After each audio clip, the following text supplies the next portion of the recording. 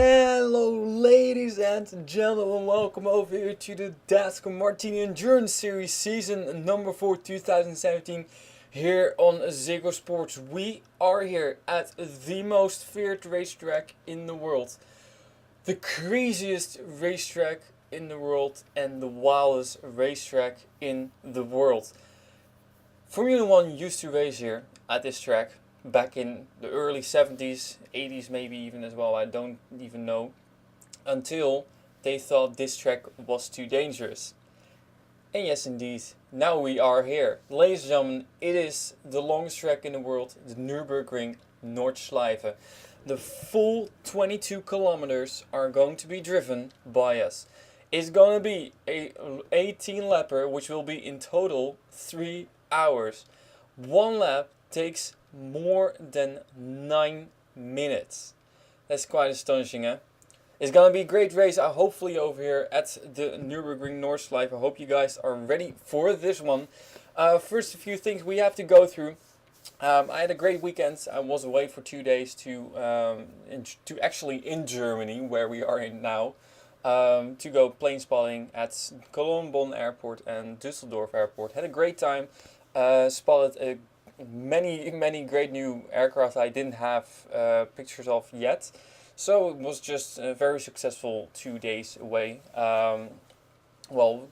Airplanes that I were very special to me, which I hadn't seen yet, include the A350 of Cathay Pacific and the A330 of both Eurowings and Air Berlin, and those are just a few of the many great aircraft I've seen. Others include FedEx 777, A400 of the German Air Force, the Luftwaffe. What else have I seen? A330 of Air China, a 747 from the United Arab Emirates government, A340 of the Iranian Mahan Air, and I could go on for a long time. You will see some pictures appear soon on my personal Facebook, and maybe later on, if it is a little bit, if the race has calmed down a little bit, if we even get to that point, I can show some pictures in this race as well in this video. We'll see. But it was a great day. A great 2 days away, and of course you didn't have to miss me a whole lot, because on Friday afternoon I even still uploaded the race. Which was planned, so that's cool. Now let's recap back on the previous race over here we had in the Martini Endurance Series. First race of the season at Le Mans, another one of those historical racetracks, just like this one. We have many historical tracks on the calendar, and that was also a very great race. I really enjoyed that one. I hope you guys liked it as well. Had some crazy moments as well, and a lot of excitement. Eventually it was rookie Jay Jefferson in the number 54 car who won that race, so it was absolutely tremendous job by him. Led for like most of the race. He had some challenges from other competitors, but eventually all those competitors failed to finish, which is also pretty remarkable. Jay Jefferson has responded that he has some experience on the road courses, so it's great to him, and he has been racing in some other Dascar series as well. Now he is willing to move up from the Dascar KLM series to the Dascar Phillips Cup series, and of course with his victory he's free to do so. Now last race I said, well, for this what we usually do is for these endurance races, the victors of the races get a free spot for the Phillips Cup Series next season, plus of course the champion. Now we're going to do that the same for Phillips Cup Series season number 10. So everybody who will win a race in this series and the person that wins the championship will get a reserve spot for Phillips Cup Series season number 10. Now for season 9, I said those drivers will also get a spot. I will come back on that. I have decided to only allow those drivers that are in the Dascar KLM series and Dascar Regional Pro Cup series to move on to the Phillips Cup series. So those drivers that win get sort of like locked in. However, I gotta say that we have 6 races in this championship, and there are a maximum of 4 spots available. There's another driver who also who also has already announced that he wants to move up to the Philips Cup Series a few weeks or a few months ago now. I still have to see how I'm going to figure that out. Maybe we're going to be fine with all those drivers that win a race, and of course the Tord Larsen, who also wanted to move up already to the Philips Cup Series, to give them a spot in the Philips Cup Series whenever it's available. It's around 6-7 races still left before the next common deadline.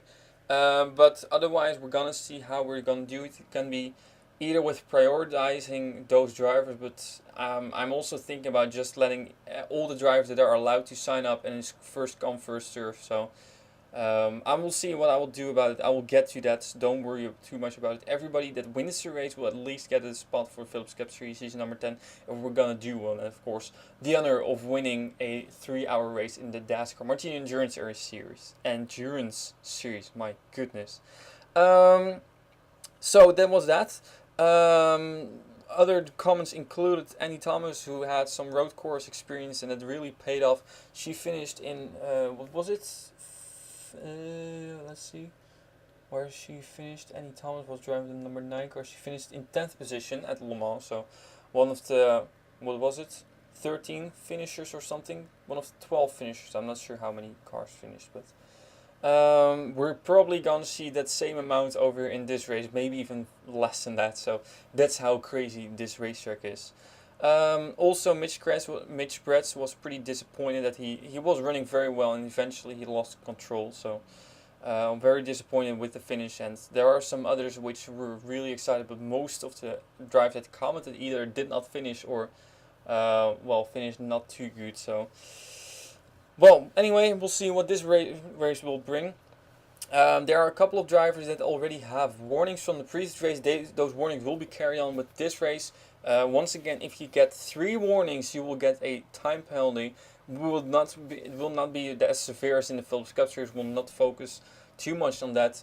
Drivers that have 1 warning are the 94 of Jacques Robinson, the 43 of Philip Goldberg, the 3 and the 4 of Chris Dodd and Priya McShane, the 69 of Amy Shelley, the 40 of James Saunders, and the 22 of Brandon Thomas.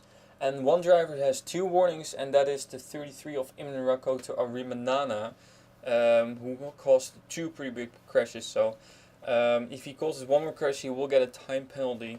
So he has to do a little bit more careful, just like pretty much everybody else who has a warning already. But once again, the penalty will not be as severe as on the other in the other series. And well, I say that, but maybe it's going to be pretty severe compared to the Philips Cup Series. More like, because it's such a long race. Well, normally when you see an endurance, is also people getting a 2-minute penalty, and that's very long. But because it's such a long race, it doesn't really have too big of an influence because of the gaps. But I don't think it's gonna be like extremely long penalties. We'll see if we even get to that, so don't worry too much about it. The wildcard car is not picked, so the number 70 car is once again driven by one of my drivers, and this time it is Ingelam Liana who's driving that number 70 car. There she is. She's doing great, by the way. I met her a few days ago, again for the first time since pretty long. So she's been doing great. Going to her next high school. Well, I'm not sure, college, I think you can call it. And she's going into the music industry and already has recorded some great tunes. So really excited to see what she's going to bring for the future. But now she's driving number 70 Jack Daniels Toyota. Now for the wildcard car, pretty much like we're gonna do in the Dascar Valvoline Dirt Ring Series. Because it's not very popular, the concept of having a wildcard and other drivers being able to sign up a car, I will let you guys be able to sign up for the wildcard car, no matter how many drivers you have in the series. So pretty much, we for now do stick to the concept that you can only have a driver fill in the wildcard car 1 time, but it doesn't matter if you have no drivers in the series, if you have 1 driver in the series, or if you have 2 drivers in the series. If you want to have another driver in the wildcard car, feel free to sign up, first come first serve, and you probably already know the rest of the deal. So Go take the wildcard car because it's pretty great opportunity. Because if the driver still wins the race, then the driver will be in the Philips Cup Series, at least for season number 10, maybe for season number 9 as well. We'll see, depending on how many drivers are going to win a race in the series, of course. So we'll see. Now the point standings are not very interesting. It's just the same as the top 10 from last race, so we'll not really focus on that for now. And pretty much that was all I want to discuss in this introduction. So that means we're going to the front of the field and we're going to get this race underway. Okay, so it's gonna be a long race. Now I'm going to take a short break once again after, 1.5 hours or something, and just to get everything safe, to get a little bit of food and get everything ready. But you will not even notice it at all, or not too much. But we're going to do instant replays again. If the lap number 1 is crazy, we're going to pause it, and which I can assure you it will, because there are going to be many cars going off, especially in Calamity Corner. We have Calamity Corner on this racetrack, which claims every single race. I don't know how many victims. At least 10 cars go off in that turn every single race. So we're gonna see how many victims Calamity Corner will also get in this race. But one thing is for sure, it's gonna be a great race with a lot of chaos, a lot of action, and hopefully your guys are going to like it. Of course, fraps are not too high, and that will probably remain for the first few laps. But I can assure you that this will be a great race, and it will get better near the end of the race when everybody is spread out a little more. So I'm really excited for this race. I hope you guys are as well. It's a great racetrack here at the Nürburgring Nordschleife.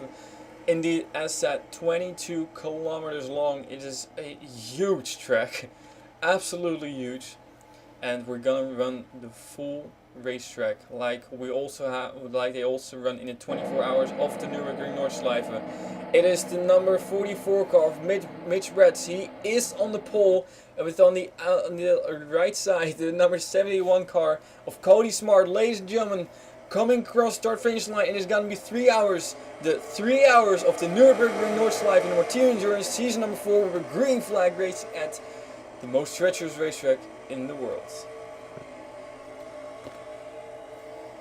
Oh, and already a couple of cars go off over there in turn number 1, and that's probably going to wipe out the field a little bit. No harm, no foul. Oh, easy. Guys, my goodness, a couple of cars went flying pretty high. Now, this is, of course, not too big of an issue yet. It's all about survival. And if you can just keep your car on track, it doesn't matter if you spin 1 or 2 times. It's all about survival. So we'll see.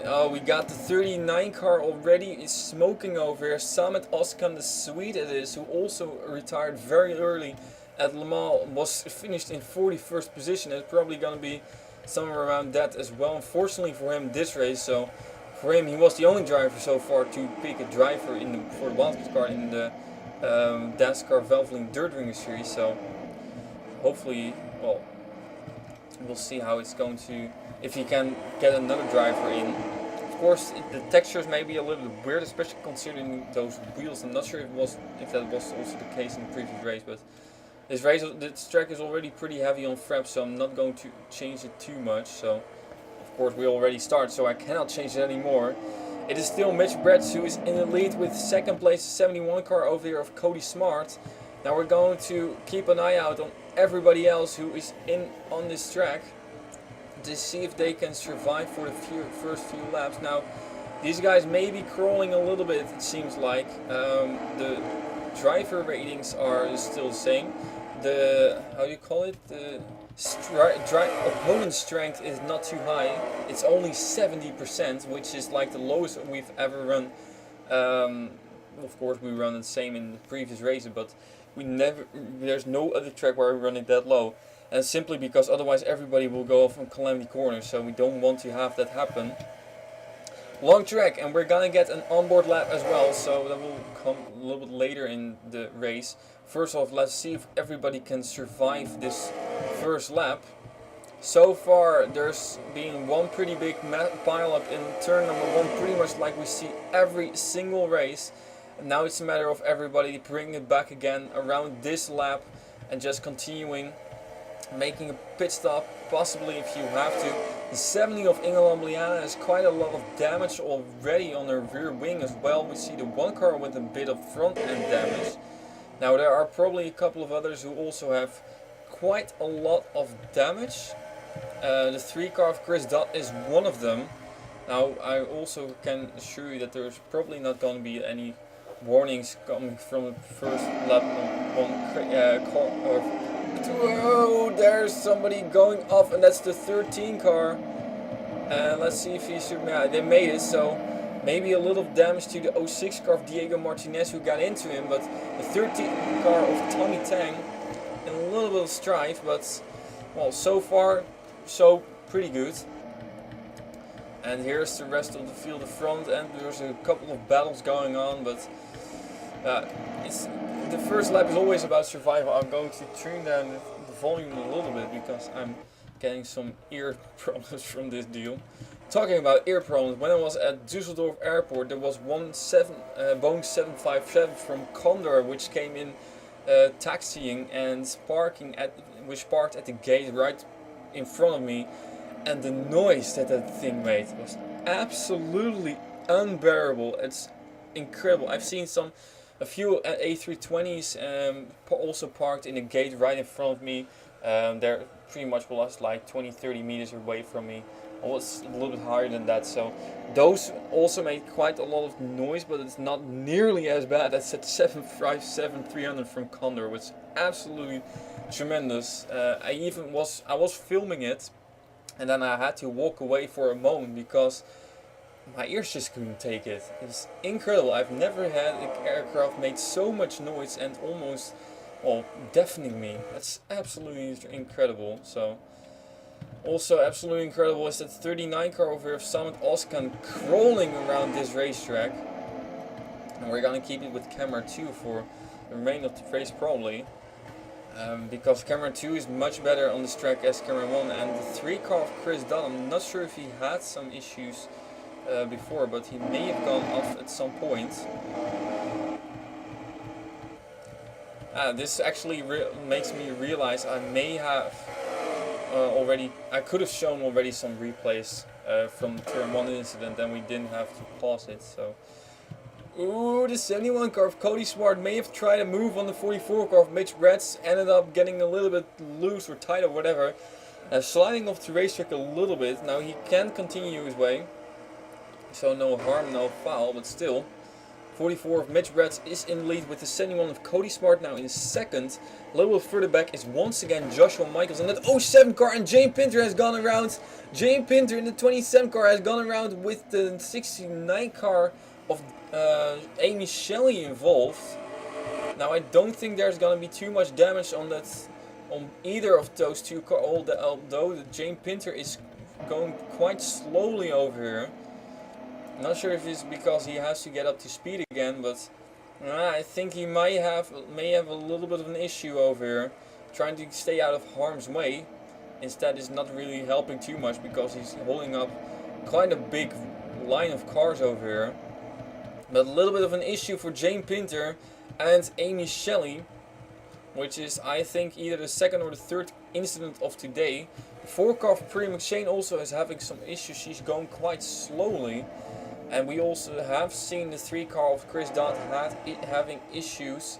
There's Jane Pinter. Chris Dodd seems to have been going again, so I think it might have just been lap number 1 or turn number 1 chaos for him. Now we're going up front again, as we were discussing the where is the 71 car of Cody Smart has fallen back a little bit now. I'm not sure what happened to him, but Cody Smart has gone backwards and has fallen from 2nd place to, what is it, 6th place, I think, even 7th place. Well, that's quite a long way back. Now we got Mitch Bretz over here, and we'll stick with Mitch Bretz for a moment because we are entering Calamity Corner pretty soon. Now, if you don't know what Calamity Corner is, well, you will find out in just a few moments. Here we go. We got the 44 car of Mitch Bretz over here. He's going to be the first one who will tackle Calamity Corner. And he is getting hunted down by Joshua Michaels in the 07 car, who also had a great race at Le Mans, but crashed out, unfortunately coming on pit lane. And here we go. Calamity Corner, it is the number 44 of Mitch Bretz with a pretty big line of cars. Here we go. Brace yourselves. There goes a couple of cars going off a little bit, but here we got it. This is what I meant with Calamity Corner. Cody Smart is also somebody who's gone off. Luckily, most of these cars just slows down. The 2 car of Zach Winkle gets turned around. But so far, only a few cars have gone off. Because everybody already had to slam on the brakes due to Calamity Corner. Oh, Sonic Course will go off here, but she keeps it on track. So no big harm, no foul. Oh, there goes the 18 car around. Hilary Sanchez, who had a huge crash at Le Mans. Luckily able to continue racing, and ooh, the 12 car has gone off. Here we go. A few more cars, and they all sort of save it. The 19 car goes into the wall. That is Brian Fox. And somebody has gone around over the 01 car. It is of Tommy Turbo, and he's holding up the 21 of Daniel Bouchard. There is Jane Pinter, and there is the 39 car. So that's all has all gone pretty well, actually. Better than expected, so that's good news. Mitch Bretz is still your leader, but not for too much longer, because the 25 car comes flying by, and Aiden Shepard will be the one who will lead lap number 1 probably. Man, what a move from the 25 car. Pretty much came out of nowhere. And great move. He will take over the lead. And the 2 drivers that were on the front row have already been kicked back to 2nd place and 5th place. Now Cody Smart was one of those drivers that went off, but luckily he didn't have too much of it.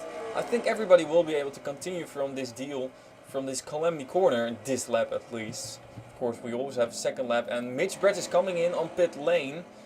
Not sure why. Maybe he has gone off somewhere, or he does have an issue. Also, Amy Shelley on pit lane. Of course, she had an issue with Jane Pinter.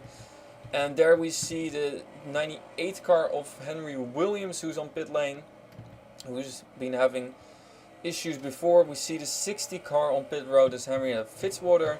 There is the 94 car who's on pit lane. And we got the 43 car with quite a lot of damage. So, okay, we're going to take a quick look in a few moments, as most of these drivers for some reason come on pit lane. And you see them, all of them have quite a lot of damage. Yeah, it's gonna be a survival race. Welcome to the Nürburgring Nordschleife, where it's all gonna be about survival, and these guys can even survive pit lane. Oh wow! And that's the 12 car of Mohammed Al Mohammed, who just gets bounced on pit road. That's probably gonna be retirement, unfortunately for him. Wow. So there's your leader, the 25 car of Aiden Shepard, and memory stands by that this 25 car has been strong over here at the Nürburgring Nordschleife before. I remember the US Army car just leading for quite a lot of laps. So, ladies and gentlemen, that was the lap number 1 craziness. We're gonna take some quick replays of what happened over here on the first lap. You will not miss a thing, luckily, because we'll just pause the race and we'll continue after that. So, we'll be right back with some replays. Okay, so there we go. First replay of now. I want to take a quick look at what happened over at the start, and it was a pretty big one. Pretty big pile up, and I think it started off with the number 2 car and the number 9. As we go to helicopter view, see leader 25 Aiden Shepard, who was at this point running in 6th position. 6th position, and he took the lead 1 lap later. Well, not even 1 lap later. That's quite remarkable. So indeed, the 2 car and the 9 car of Zach Winkle and Annie Thomas made contact with each other, and that will send them into the wall. Now I'm going to put it pretty slowly over here, so we can all skip back and see what happened. So obviously those 2 drivers come up the racetrack, then hit the 60 of Henrietta Fitzwater. Amy Shelley gets involved, the 31 car of Joshua Chiculli gets a piece, but the big issue starts back here. The 3 car of Chris Dodd is sideways, and he will get hit by a few others there. Sun, of course, will get the rear of her car lifted up in the air a little bit. And everybody just will concertina up and lift each other up in the from the ground. The 43 car, the 30 and the 1 car all involved in this. There you see even more cars. It's just a matter of cars flying everywhere. Look at Tommy Turbo just stand up on his nose. Wow. And here everybody is just, I don't know. And I think the reason why the 39 car of Samet Özkan was smoking is because either the 01 car landed right on top of him, or he was the one lifting the 01 car up, or both. Is also possible. So big stack up over here on turn number 1, pretty much like we've seen in every race we've done here. Turn 1 is pretty crazy, but well, we're kind of used to it now. We're going to take a quick onboard look at with Tommy Turbo, who had pretty much one of the biggest lines of all. Look at this. I'm going to slow it down a little bit. There you see some cars smoking, and eventually Tommy Turbo will hit the. Everybody just stacks up on the inside lane and lifts each other up from the ground. There goes Tommy Turbo. Whoops! And indeed landing right on top of the 39 car of Samet Özkan, and that's a big one. Now I'm going to take a quick look in a few moments at who has retired. I know a few drivers that have retired. I'm going to write those names down. Okay, don't worry about this. This is all still live from pretty much where we left. So a couple of drivers that have retired already are the 3, the 70, the 12, the 80. And the 1. So we'll focus on those drivers, and of course the 39 car of Samet Özkan, we've seen what happened to them. So the 3 car of Tommy Turbo, I'm not sure if he was involved in another incident, as we will go on quickly over here. He does have quite a lot of damage already. I'm not sure if he was involved. It seems like he has been going pretty well now, but at one point he was going much slower than the rest of the field, and I'm not sure if he was at this point. It was here where the 13 car of Tommy Chang went off track a little bit, he came back on, and not a whole lot else to say about that. So of course we have a few other incidents to discuss. The 27 of James Pinter. That incident, the incident he had with, for some reason he just slowed down over here. Look at this. He was running pretty fast here, and his car just starts sputtering or something.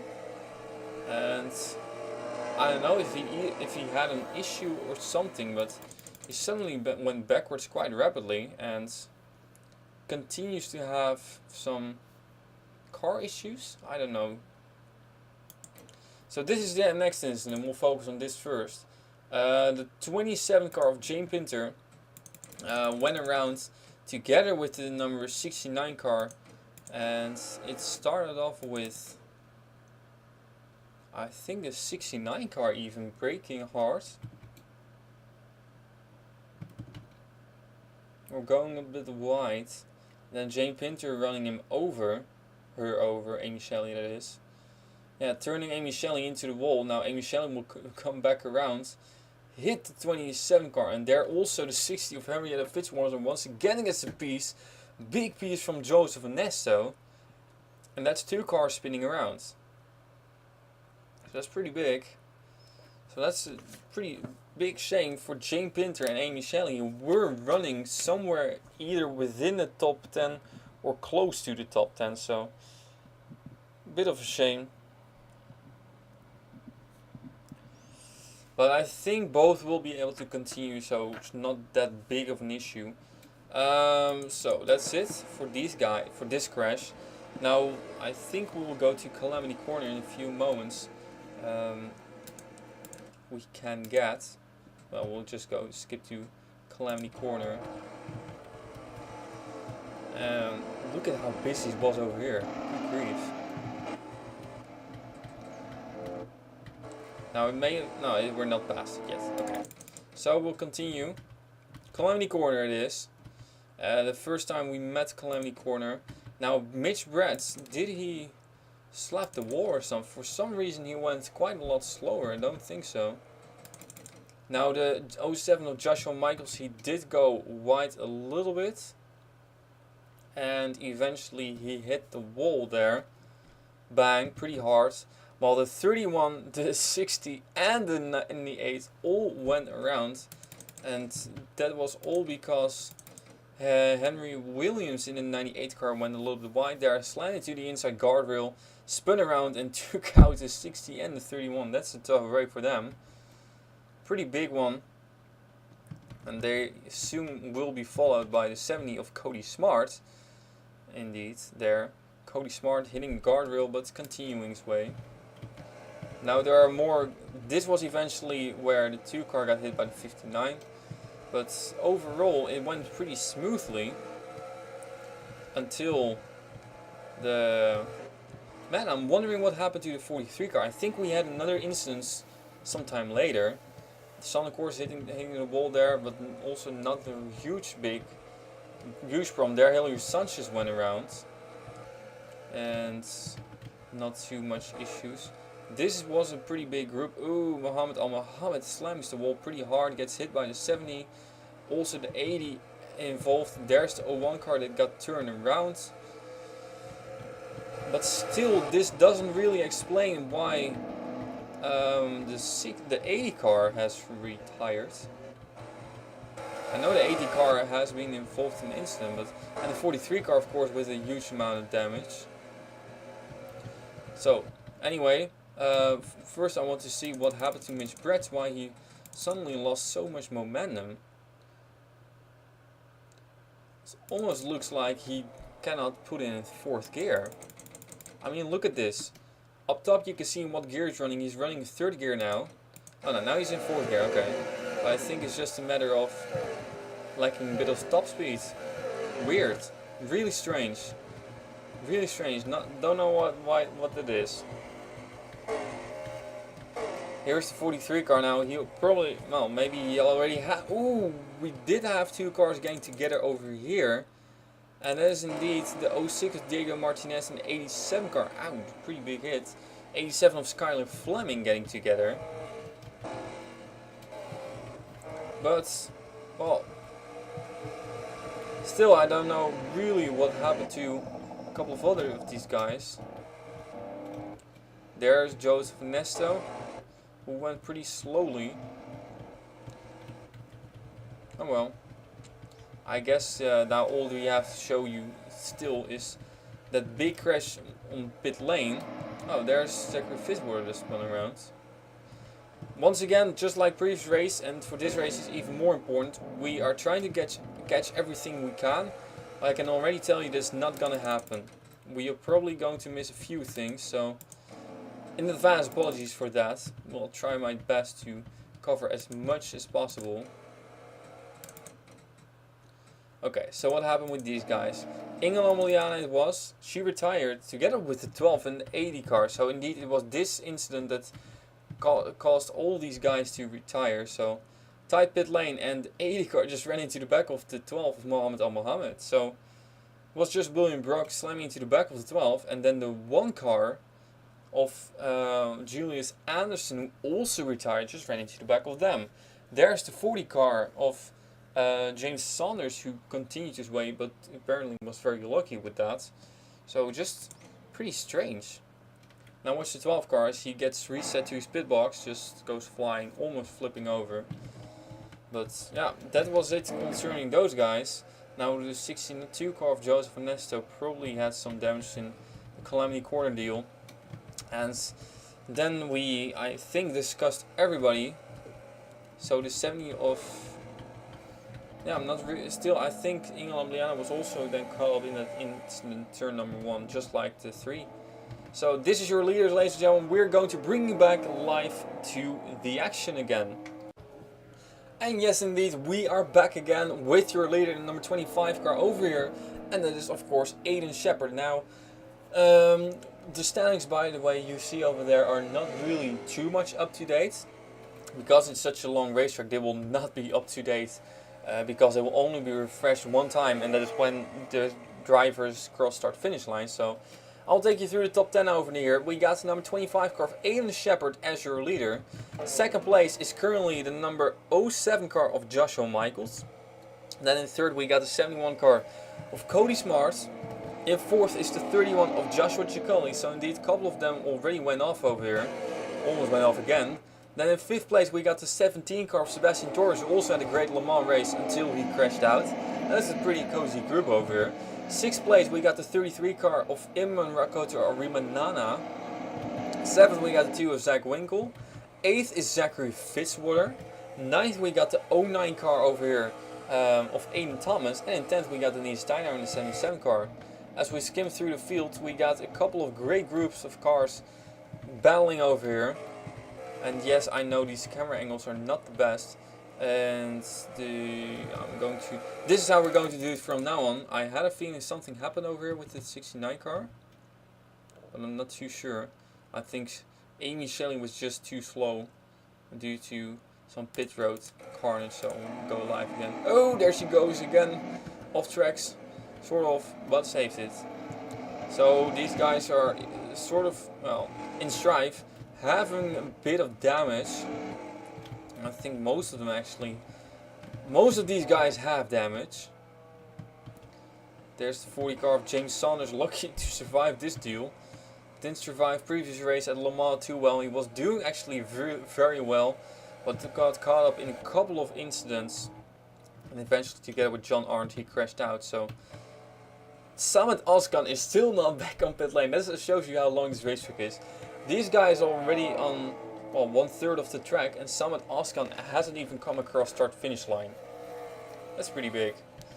So currently the 3 car has retired of Chris Dodd. The 70 has retired of Inge Lambliana. So unfortunately our wildcard not really coming into play over here. The 12 has retired from Mohammed Al Mohammed, and that's a tough break for Mohammed Al Mohammed because he finished 40th in the previous race at Le Mans, and probably he's going to finish 40th again. Well, maybe a little bit better. The 80 car of William Brock has retired as well, and he finished dead last in previous race, so also not too good of a result for him now, again. And the 1 car of Julie Zanson has retired. Probably the 39 car of Samet Askan will retire as well. So again, just like at Le Mans, after 1 lap we're already going to lose the 80 of William Brock, the 39 of Samet Askan, and the 12 of Mohammed Al Mohammed. So that's a tough break for those guys. Seems like they cannot really catch a break in this endurance racing, and yes, it is all about surviving. So something doesn't really go their way. Either I'm not really sure what it is, just bad luck. I think lap number 1 is always a matter of you gotta survive lap 1 to be able to, well, have a chance to make it through the rest of the race. And of course I know there are going to be plenty of casualties in the rest of the race, especially with Calamity Corner still not having claimed as many victims as probably the monster ones. But yeah, we're gonna see what will happen throughout this race. One thing is for sure, it's gonna be a pretty good one. There are already some gaps, but don't worry about those gaps. Gaps don't really matter too much. It's all about surviving at this crazy racetrack, this treacherous racetrack. And Aiden Shepard is probably going to catch up with Calamity Corner pretty soon as well. Oh, some of course is having some issues over, just slammed the wall, but I think it's more or less like, yeah, I don't know. So concerning replays, what we are going to show you is what happens with drivers that retire from this race, or if we catch something which is like really striking, then we're going to show that as well. But otherwise, probably we're going to miss a couple of other big incidents. Oh, in a 17 car, this is what I meant with catching things as it happens. And oh boy, that is the 33 car of Imran Rakoto Arimanana once again causing some issues and turning around the 17 car, and Zach Winkle gets a piece of this thing as well. So Imran Rakoto Arimanana really has to look out, and I'm not sure, this would be strike number 3, so Not sure how strict Dascar is gonna be with this one, because of course this is not too big of an incident, but still an incident is an incident. So, okay. Oh, we got Cody Smart going off. Calamity Corner first. We'll focus on the incident later, but Cody Smart in the 71 car has gone off together with the 07 of Joshua Michaels, I guess. Calamity Corner, here we go. The first 4 drivers have survived. Now Imran Rakota or Rimanana is the next one to survive this deal. Okay. 7, 8, 9, top 9 has survived. And now 10th will be the 17 car of Sebastian Torres. So hey, guess what? These guys are doing pretty fine. Calamity Corner, not nearly. Whoa! 48 car may have brushed the wall over there. Zachary Robinson, of course, Zachary Robinson was finished runner-up in Le Mans, so had a fantastic race over there. Both his drivers finished in the top 10, which is absolutely incredible. And some more drivers now hitting the wall, 20 and 22. But this is not really that striking. Oops. Oh, ouch. Oh, Free McShane and Amy Shelley running off. But these guys are doing much better in Calamity Corner than I expected. Good for them. Good news, that is. Now, nobody else has officially retired except for the 39 car with a header problem. So, now we have to show you is what happened with those guys up front. Now Jane Pinter is still in pit lane. I'm not sure if he has been there all day long. Oh, Jane Pinter! Jane Pinter has gone off track and he did it all by himself. Oh no, Jane. Just too wild into this corner, and this corner has claimed a couple of flips last year as well. Jane Pinter just driving it in too deep, and there he goes up on his roof. Flip number 5 of the season it is. And wow, what a big one. Jane Pinter a little bit too fanatic, and that has turned him up on his roof. Your Dascar KLM series president and your Dascar nationwide series president. Just, too wild. Oops. Oh. Yeah, when you hit a guardrail, you're done. Roof cam still holding up pretty well, so that's good news. But not too great for him. And these guys already slowing down because of it, so. And there's unfortunately one retirement added now. So there's a piece flying up. What is that? There's some piece of debris flying over there. I don't know what it is. What I want to do is look at what happened to the 07 car right before Calamity Corner. And the 07, of course, and the 71 car. They were together, still here. Oh, it happened further up. So I'm guessing that Cody Smart made a move. And that had... Oh yes, indeed. Cody Smart made a move. And there we go. And that has turned around the 07 of Joshua Michaels into the fence. Oh, yeah. And eventually he himself went into the wall as well, so... a little bit of a moment over there for runner for second and third in the race, and eventually, Cody Smart was the one who got the worst of it. So we're back live again now. So let's see if something else has happened. Of course, we do have pit stops that probably have played a role in this deal as well. I'm not sure who is all come on pit lane. Well, there are a couple of other drivers haven't really gone on pit lane. There's the 07 car of Joshua Michaels who's on pit road. Now the question is that planned or not? And question number 2 is, did he hit something or not? Except for when he went off together with Cody Smart, of course. Let's see if we can rewind it, if we can spot something. And oh, we had a big stack up over there. Oh, and we had some more contact over there. So, man, many drivers have come on pit lane, and pit lane is very tight over here. Oh, I'm afraid that indeed something has happened to this 07 of Joshua Michaels, as he just got pushed a little bit further than he wanted by the 71 car, pretty much like what happened previous race. And that unfortunately is not going to affect Cody Smart too much, but it is going to affect Joshua Michaels. So that's a tough break for him. And it's gonna be, yeah, this is gonna be big trouble for him. Now Cody Smart once again made contact with Imran Rimanana when he left pit lane. Now watch a bit further back as Amy Shelley's entering her pit box, and as soon as she wants to leave, probably somebody's coming by, and they are going side by side on pit lane. It's never good. And oh, they just crashed into the 69 of Amy Shelley. 22 Brandon Thomas and the 43 of Philip Goldberg was, well, now they crash into Joshua Michaels, almost. Oh, weird, very weird, but still, well, most of them managed to survive this deal. Now Tommy Turbo is also on pit lane. Is that planned or not, is the question. Yeah, maybe not really planned, but he's going again, so no big issue over there. Okay, so few things have happened over here. First off, still everybody who was out of the race is out of the race. That's one. Plus James Pinter. And well, he's on pit road but not officially retired yet.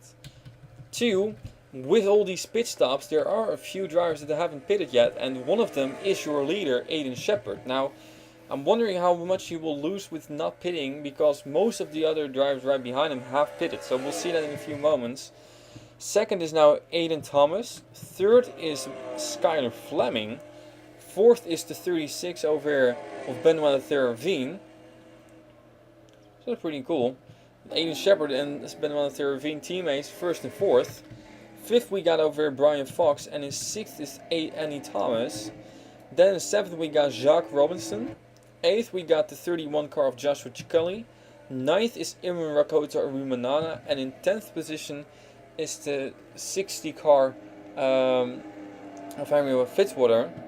And Dascar has indeed announced that they are looking into Imran Rakota Rumanana in the number 33 car under investigation the incident. So we'll see what happens, what will happen with the 33 car, if he will get a time penalty or not near the end of the race. So we'll see.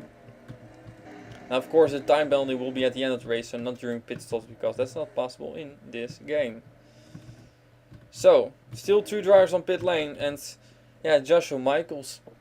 I mean, like, he was having a fantastic race at Le Mans, was doing great, and then he crashed out coming on pit lane. Now he was on pit lane already, and he gets pushed out of his box, and also issues. So, Joshua Michaels, on-track performance, absolutely great so far in the first two races. Pit lane performance, not good. Every single time it has been killing him. And that's such a shame. And, oh, Aiden Thomas has gone off. And man, he got away with one over here. Look at this. Just like James Pinter just brushes the wall and nothing else. He can't continue his way, and he is very lucky indeed with that. Because that corner has already claimed a couple of other drivers, and if you hit it, you're gonna fly it. You're gonna fly over either on your roof or whatever. But luckily, Aiden Shepard or Aiden Thomas got spared in the deal by that turn, so that's luckily good news for him. So we skim through the field so you can spot where you're at. This is your leader, Aiden Shepard. Now, everybody who is still on track has crossed start finish line. We have now unofficially still 34 cars on track, with 2 cars on pit lane, and 1, 2, 3, 4, 5 cars that have officially retired. Calamity Corner we're at again, and well, these guys doing much better job this year than last year, so seems like they have figured out Calamity Corner a little bit better than they had in the past, so it's good news. Now the gap between first and second is also pretty big. I think it is around somewhere between 20 and 30 seconds, so that's pretty big. So Aiden Shepard really has a big gap over here. However, you should not really look at where he's compared to second or third or fourth even. But you really should look at where he is compared to these guys. Because these guys are running sort of like in the same... Well, these guys have already pitted. So they're a little bit further up with strategy. So here we go. Calamity Corner for Brian Fox, Annie Thomas and Jacques Robinson. And oh, there goes the 13 off, and he takes out the 9 car, and that was a pretty big hit for Brian Fox. And also the 94 car of Jacques Robinson, so all three have gone off over here. That was pretty big. And where are these guys? I'm not sure, I think they are pretty close to Calamity Corner, yes indeed. So that was a pretty big hit for these three guys. Not sure if they will be able to continue with that deal. Ooh, Aiden. Well, it used to be Aiden Shepard, but now it's Henrietta Fitzwater. And Iman Rakoto Rimanana. Still no word from Dascar what they're gonna do with that deal.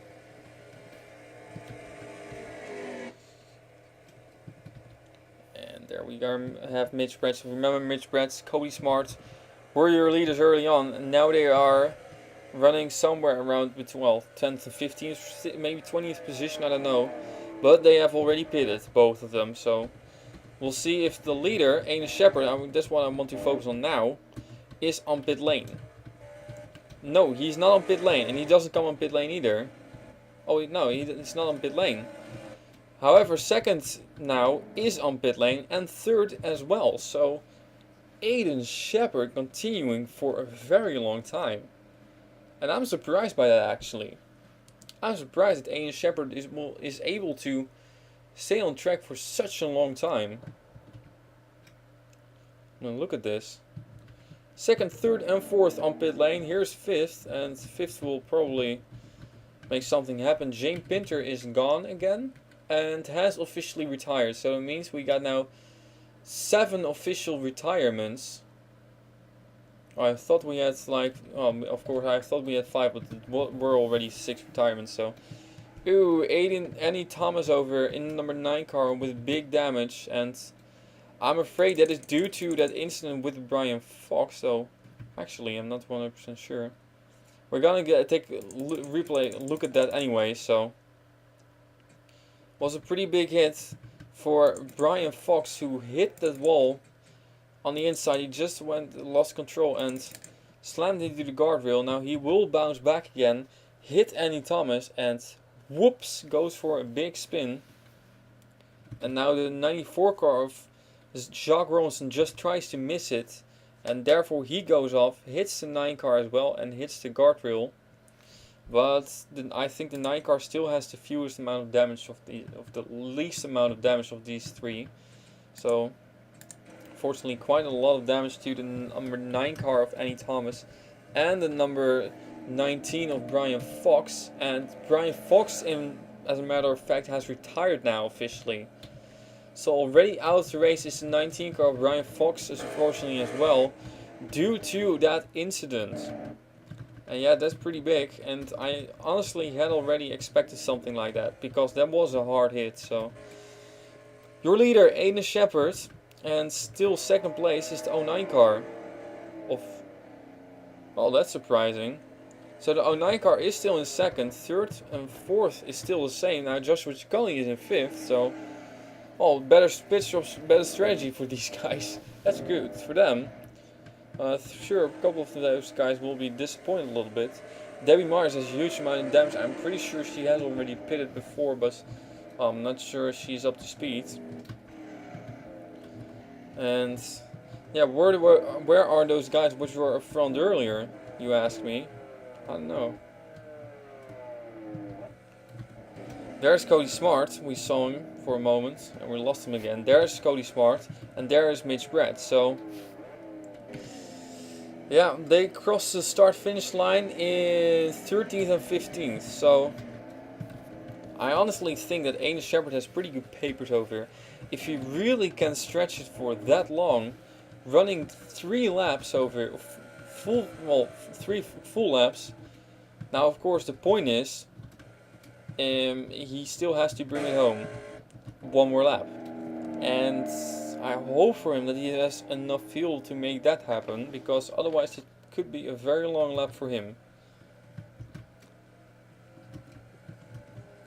Yeah, so many of these guys are going to be on pit lane for many times. I can assure you that. So 3 laps are in the books. We're running now for 34 laps. We'll make it 32 minutes. Half an hour, of course. It's 3 laps is half an hour approximately. So these guys are sort of like, according to schedule, running pretty good. I think actually they might be a little bit ahead of the inspired time, especially 25 car, but well, he hasn't pitted yet, so that will still have to happen sooner or later. Sunday Courtin 51 continues. I don't know why I keep mentioning her. She's one of the slower cars, just like Tommy Turbo in 01 car. And yeah, they are indeed, as said, one of the slower cars, but they're still running, and that's the key of this race. Keep on running, no matter what. As long as you're on track, you have a chance to finish in the top 10, because I wouldn't be surprised if there are less than 10 cars finishing this race. I mean, after 3 laps, we have already, 8 retirements. That's quite a lot, and one of them is still on pit lane. So, yeah, there he is, Joshua Michaels, and Michaels is a lap down now. Yeah, this is going to be a tough race for Joshua Michaels if he even can continue his way. I don't know why he's even for that long on pit lane. It's very weird. It's just he got pushed out of his box a little bit, and then eventually, well, all hell broke loose. And it's weird because hell is very stationary for him, and he's still on pit lane. Very odd it is. Skimming through the fields, and these guys are pretty close together. There is indeed your winner from previous race, Jay Jefferson. If it's going to happen from this race, I don't know. But he has not had a good race so far. He's running, or at least he crossed start finish line, 23rd position. Might be somewhere around it as well now. But, well, not too good. Quite a lot of damage to his car. So, well, I hope for him that at least he could be able to finish this race. Because for points, it would be very important. Now the 71 car has gone slower again. I'm not sure if that is because of an off. Just want to know. Strange. I mean, yeah, it wasn't a problem. It's just that Cody Smart suddenly has slowed down. He was in front of the 44 car by a pretty big margin. Now he's 3 cars behind. So Mitch Bretz in the 44 car, looking for a great result. So far he has had a little bit of car issues, and still I don't know why. Oh, and here's some more car issues for the 33 car. Now, also something, I don't know why it is, but yeah, I'm still wondering if this 25 car of Ian Shepherd can bring it back around. If he can bring it back around this lap, he will make a pit stop, and he will definitely stay out ahead of everybody else. Now this is a pretty great group. We got Skyler Fleming, Benoit Theravine and Joshua Chicali all battling for 3rd position over here. 2 of them have pitted previous lap, and 1 of them has pitted already 2 laps ago. So this battle is going to be pretty great, and I think Joshua Chicali is actually the fastest one of these guys. But now he has to be careful a little bit not to turn around to that 36 car, because that will be pretty bad.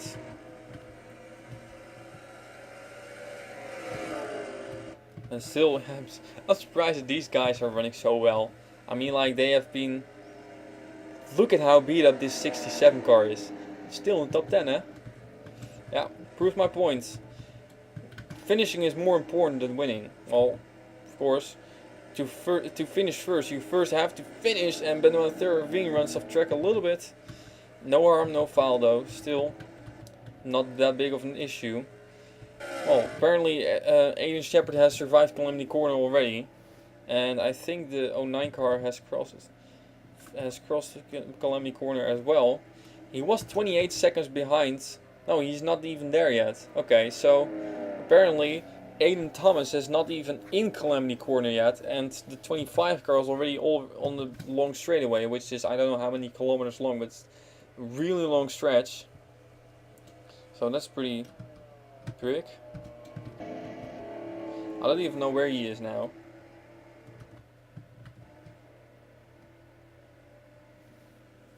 No, he's not even in Calamity Corner, and the 25 car is already on front straightaway almost. Is Aiden Shepherd going to pit? Well, he must be now.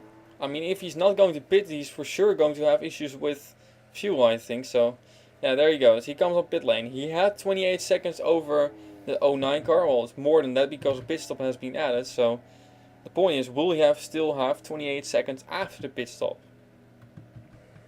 That's the big deal. The big question. Oh, Benoit III ravine into the wall. That's a pretty big hit. But still, all safe and sound. And that means that still the 36 car falls back a little bit now. There's the 59 car of Zachary Fitzwater. Teammate was in front of him a few moments ago, but teammate is now pretty far behind actually. I don't know where teammate is, to be honest. There's teammate, battling with the 21 car. Quick check. Nobody else has retired. The 07 is one lap down, officially now. Nobody else on pit lane? The 17 car is on pit lane. Is that planned or not? Where's the 25? The 25 car has already left. Okay. So the 25 car of Aiden Shepherd is already coming off of pit lane. The 09 car is still on the front stretch. So it was a clean pit stop for Aiden Shepherd. Yeah, he took it in all calmness and quietness of this track. So now what happened to the 17 car? That's what I'm wondering. Did he go off somewhere? Same corner as James Pinter? Yes. Oh, yes he did. Yes he did. And we have another flip. And this time it is Colombian Sebastian Torres who went off. And oh, that was a hard one. Flipping over twice. Exactly the same thing as James Pinter did. So let's flip number 6 over here. And we have gotten the report now that the 33 car, where's the 33? I'm looking, there he is. Oh, almost. 33 car of Imran Rakoto Arimanana will be the first driver to get a penalty this race officially as the 69 car goes off track. Oh, almost takes out Mitch Bratz. Imran Rakoto Arimanana will get a 30-second penalty, and that sounds pretty long, but it's a long track. Okay, so it's a long track, so yeah, I'm not sure how long that would be compared to Phillips Cup Series round. Well, Phillips Cup Series would be around 10 seconds then compared to this race, so pretty long time he will get to lose, but of course finishing is more important than that time, so we'll not have too much of it. So 30-second time penalty for the incidents he caused in the previous race. Those incidents include a multi-car crash in the start of the race, the big crash with the number 40 car of James Saunders, where eventually he still got the worst of it, but James Saunders went into the wall. And again, the crash a few moments ago where he turned around, I think it was a 17 car. So what? The 09 car is still not on pit lane. Oh, we're not live. Oh, that explains a whole lot. Damn. Okay, so, well, that's the first penalty of today. I'm going to write it down. Okay. Now, of course, it does mean that if he does cause another incident, the penalty will be more severe. So, and he will still carry a warning for next race as well. So, it's not done yet, but it just has to be a little more careful. So, third place is now the 31 car of Joshua Ciccoli. I'm going to say keep an eye out on this Valiante Rebellion Toyota, because Joshua Ciccoli is pretty fast. He was fast in the Le Mans race as well. He finished in 7th position. But he's now in 3rd. He has stopped already a pretty long time ago still, but he is pretty fast. He has passed the 87 of Skylar Fleming on track. And I think the other ones actually have pitted, like the 36 car who went off the 94 car was really slow through that section, but that's normal, don't worry about it. There's Imran Rakoto or Vimanana and Mitch Gretz behind. Where's the 71 car of... There's Cody Smart. Why I'm keeping a close eye on these two, because they started up front. Simple as that, so it's just good to see where they are both at on track. Joseph Ernesto doesn't really have the pace anymore. I'm even wondering, well, I don't know what it is, but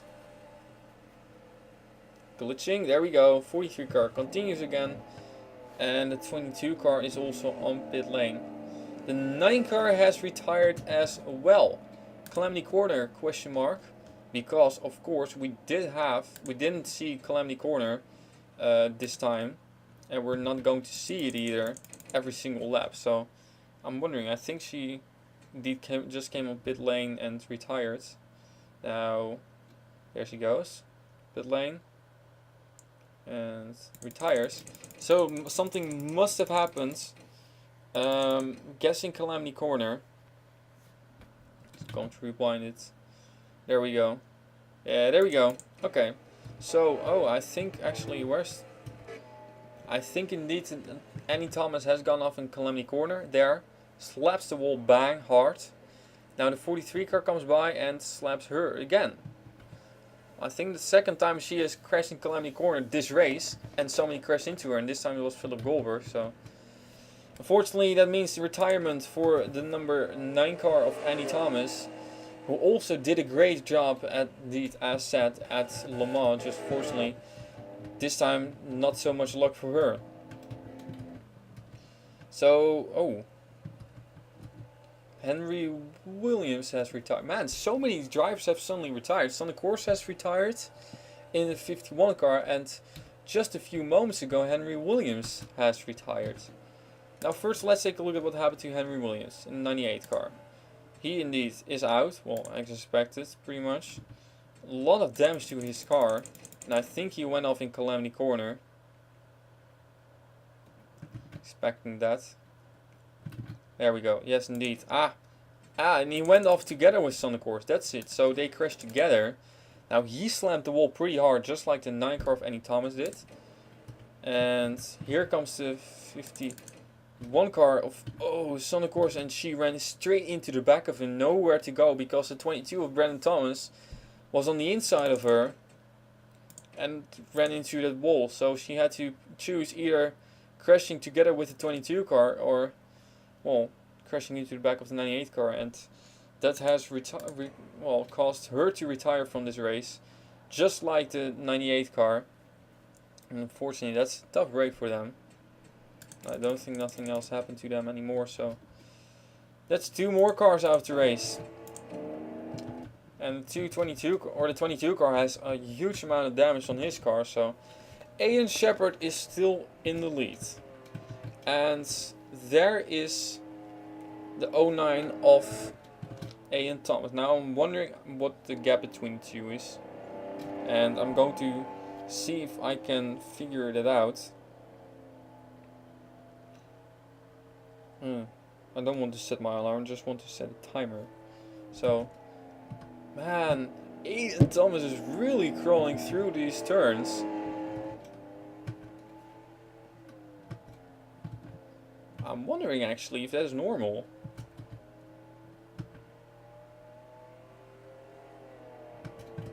I mean, he's going real slow. Yeah, this is not normal. I think the 09 car is reeling him in as well. I mean, I don't think this is going to be a pretty big gap. I think Aiden Shepard has some sort of issue. I don't know what it is. The gap between the two was 1 minute 37 seconds. That was after the pit stop. So coming through that turn there into Calamity Corner, and here is the man. That's 10 seconds or something. That's 10-second gap between the 09 and the 25 car. He has had some crazy issues. I don't know what it is. Did he go off somewhere? I mean, like, his pace is abnormally slow. That's weird. Your leader and pretty much dominator of this race today has some real weird issues. I cannot figure out what it is. Was he already going slow here? Yeah, he was already going slow there. So, well, I'm afraid that if he hasn't gone off somewhere, it must be some kind of other issue.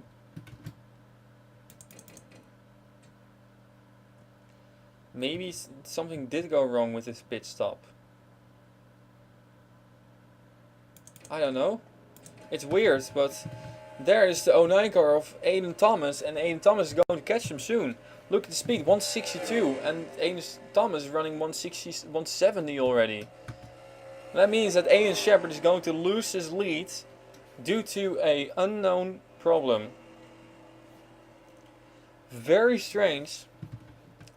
And this is indeed also pretty strange for the 09 car of Aiden Thomas. He had not expected this to happen and expected 25 car of Aiden Shepard to come on pit lane this lap and fix whatever this issue is. He doesn't even come on pit lane. He continues running, but he is going to lose the lead. Here comes Aiden Shepard, or Aiden Thomas, and he's going to try to take the lead. No, not yet. Skylar Fleming in third, by the way. Still keeping an eye out on anything else has happened.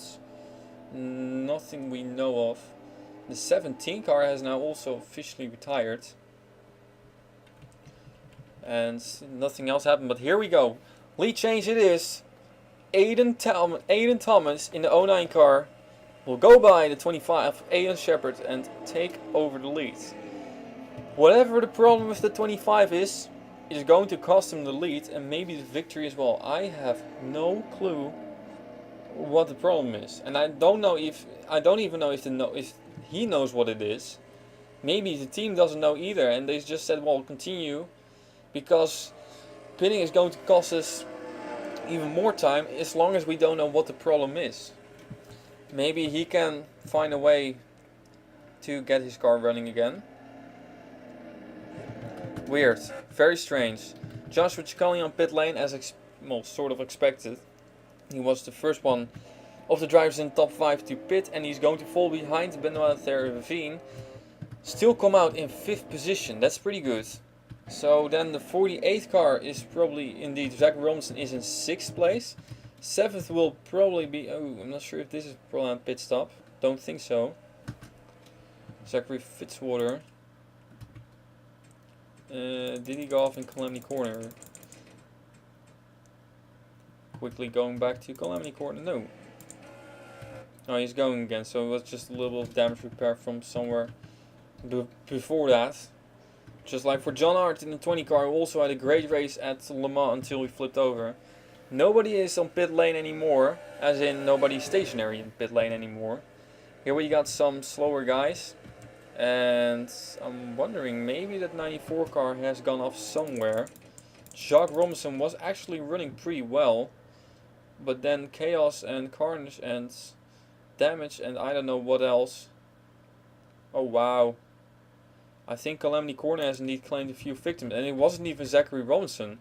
It was Zach Winkle who went off. Oh bad. Dang, he got stuck in the fence or something.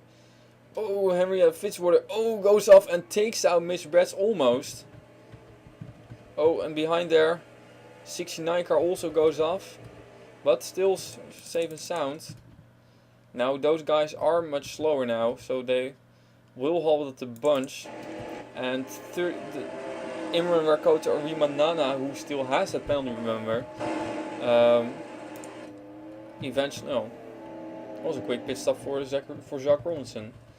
But Imran Rakota or Rimanana still has that penalty, so he'll have to race as hard as he can.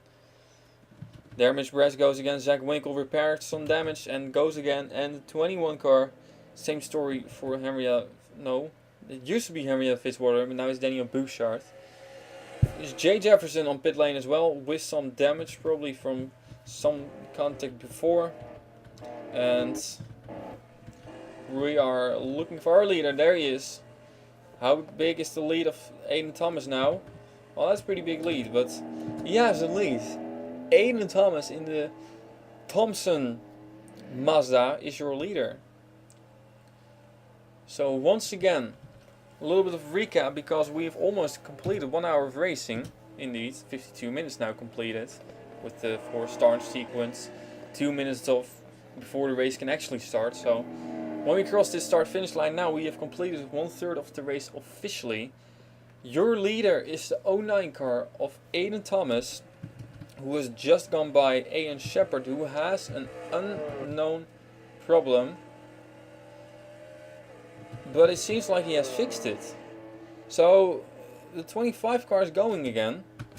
I don't know what the problem was, but for some reason he's still going. He's going again pretty well. So third place is that 87 car now of Benoit. No, it used to be Benoit Therapy. Now it's kind of Fleming. Then in fourth position is Benoit Therapy. So pretty close. And in fifth we got Joshua Chicone in the 31 car, who's the only driver in the top 5 who pitted the previous lap. So he has the freshest tires, he has the best fuel, so but he has lost quite a lot of ground to the 31 to the 36 car, maybe because of cold tires. It could be possible. Zachary Robinson is 6th position. Again, a great run for him so far. Of course, cannot celebrate too early. 7th position is the 59 car of Zachary Fitzwater, having a pretty good run over here. 8th position is John Arndt in the 20 car, also with a great run again. Hopefully he can bring it home this time. 9th we got Imra Kotori Manana with his 30-second time penalty. Will put him probably somewhere a bit further back. And 10th is the 60 car over here of Henrietta Fitzwater. And then we'll continue. And yeah, I'm surprised so many of these guys have damage, but still they are going pretty strongly. So there's the 43 car coming on track again, Philip Goldberg. There is Tommy Turbo, and there's Joseph Nesto pitting again. And Joshua Michaels is going again. Joshua Michaels has found a way to leave pit lane and is on the move again. Good thing for him, he's running again, so he will not be one of the drivers that finishes outside of top 30. He will probably finish in top 30 because there are already enough drivers out of the race now that if he crashes out now, he will probably finish in 30th position. So the bad thing is he is 1 lap down, and well, good luck recovering from that. Gonna be a pretty tough deal to still get a good finish out of this. But of course, once again, as long as he survives, he will be fine. Some more damaged cars, and there is your leader once again. Not sure if Brandon Thomas, maybe he hit the wall once again. I will check quickly. But he has a huge amount of damage. And of course, remember, a few laps ago he crashed on pit lane. Oh, it was Calamity Corner, so I don't know what it is. The gap between the 25 and the 09 car was 0.9 seconds at the start finish line. Well, it's a little bit more than that now. Want to know how much it is? Let's take a look. Calamity Corner it is. Ooh, leader! Oh, Aiden Thomas has gone off.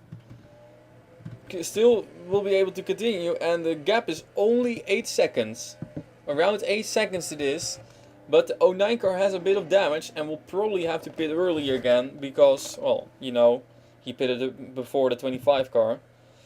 Benoit Therapy, no, Skyler Fleming, God grief. Top 5 still the same, 8th, 9th and 10th, so yeah, these guys are doing a pretty great job actually. Calamity Corner surviving all that deal, but the leader has just gone off in Calamity Corner, and I don't think it will be too bad for Aiden Thomas, but he will probably have to repair some damage when he pits next time, and that could cost him the lead again. because Aiden Shepard has found a way to, well, go. He has found some speed again. So there, Benoit Luther Irvine also into the wall. Little damage done to the 36 car. How bad is it? Don't think it will be too bad. But maybe Joshua Giaculli will close the gap again on the 36 car. Well, at least he has gained some time on the 36 in that turn, because he nailed the Calamity Corner just like Zachary Robinson did. So once again, it was Jacques Robinson who was in front of Zachary Robinson, but he had some issues, and now it's Zachary Robinson who is in front of Jacques Robinson again. Now where is Jacques Robinson, you ask me? There he is. Still running somewhere within the top 20, so it's not too bad. Bit of damage to the 77 car maybe as well, has gone off somewhere, I think, question mark, I don't know what it is. So the gap between first and second was now 6.4 seconds when you cross start finish line. Remember, a few moments ago it was 8 seconds, so he has gained 2 seconds again on the 25. No, on the 09. No, 25 has gained 2 seconds on the 09 it is. 87 car is 27 seconds behind. That's not even too bad, I gotta say. Now the 31 car of Joshua Giaculli pitted previous lap. He was 30 seconds behind. Next up in line is the 36 car. He was 1 minute 7 seconds behind. I'm wondering what it is gonna be now. It doesn't pit, so... Oh, 60 car in strife. 1 minute 7, it's 1 minute and 8 seconds, so he has lost a second. And what happened to Henrietta Fitzwater? I feel some Calamity Corner issue coming. Or did pre-mix... there we go. Oh, there we go. Oh, and that's a big one! And that's a huge crash for Henrietta Fitzwater. Big flip in Calamity Corner, and that's the first flip in Calamity Corner for today. And yeah, it's a little bit of bad luck as well. Priya McShane got caught up in this deal as well with a big one. Now what happened? She got a little bit wide, slammed to the guardrail, but not too much damage done. But then the 4 car comes by, slams into the back of Henrietta Fitzwater, now pushes the 60 car into the guardrail as well, and there goes Henrietta Fitzwater for a big flipper. And that's flip number 3 of the race already. Priya McShane doesn't go over, that's good news for her. And we're gonna get a quick onboard over here. We're gonna see aftermath of this as well, because the 4 car got hit by somebody else. Oh boy, ouch, whoops. And that's race over, unfortunately. Now Priya McShane gets hit by the 71 car of Cody Smart. Bit of damage done, but not too bad. Now I hope it's for Priya McShane that she will be able to continue. It's gonna be a long pit stop though. The 22 car has retired as well, and that's unfortunate for Brandon Thomas, because Annie Thomas retired just a few moments before that, so that's a tough break. Brandon Thomas also out. Again, I don't know what it was for. He just comes on pit road and retires, so it must be because of some issue before that. Maybe it was even the pit road chaos that caused him to retire. Although that was a little bit further back, I believe, so. Yeah, rewinding this doesn't really help too much, huh? So he did come on pit lane before. Oh, it was on pit lane. Oh, but it was a different incident than I initially had thought, because he exited pit road, unsafe release, slammed into the 30 car, and that has caused him to retire. Brandon Thomas also out. There's Hilary Sanchez on pit lane, the 18 car, also with some issues. The 06 car of Diego Martinez has retired as well. It's a matter of, oh, this one has retired, this person has retired as well. Oh, this person has also retired. What happened to the 06? Probably some Calamity Corner stuff. Yes, indeed. He retired just with some issues. Now we're gonna go back to Calamity Corner. There we go. Ah, as expected.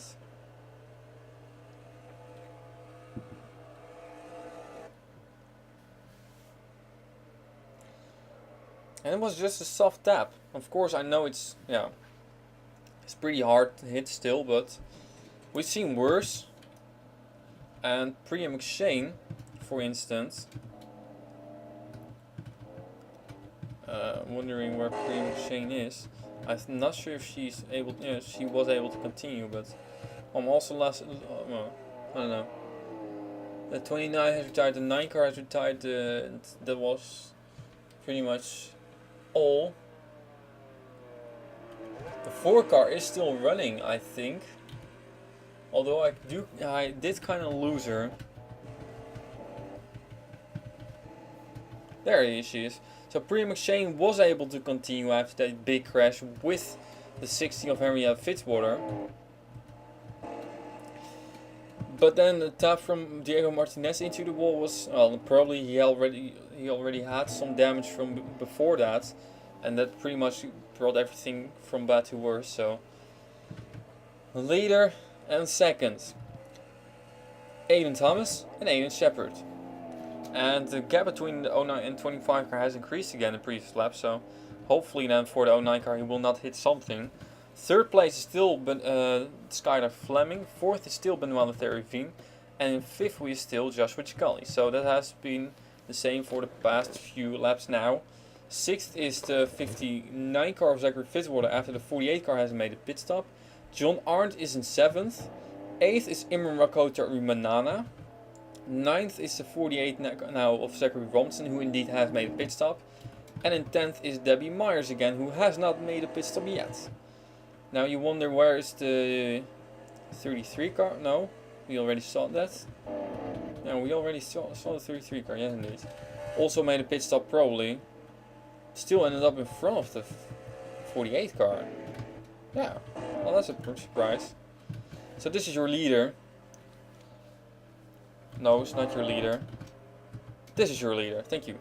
So the two brand new cars over here, the two Thompson Mazda and the Vianti Rebellion Toyota, the two most recently painted cars, are doing pretty well in this race, so it's good to see that. I'm going to sneeze. Achoo! Sorry about that. So anyway, just a little bit of an update after we seen the leader go through Calamity Corner. 43 car has also retired. Clean.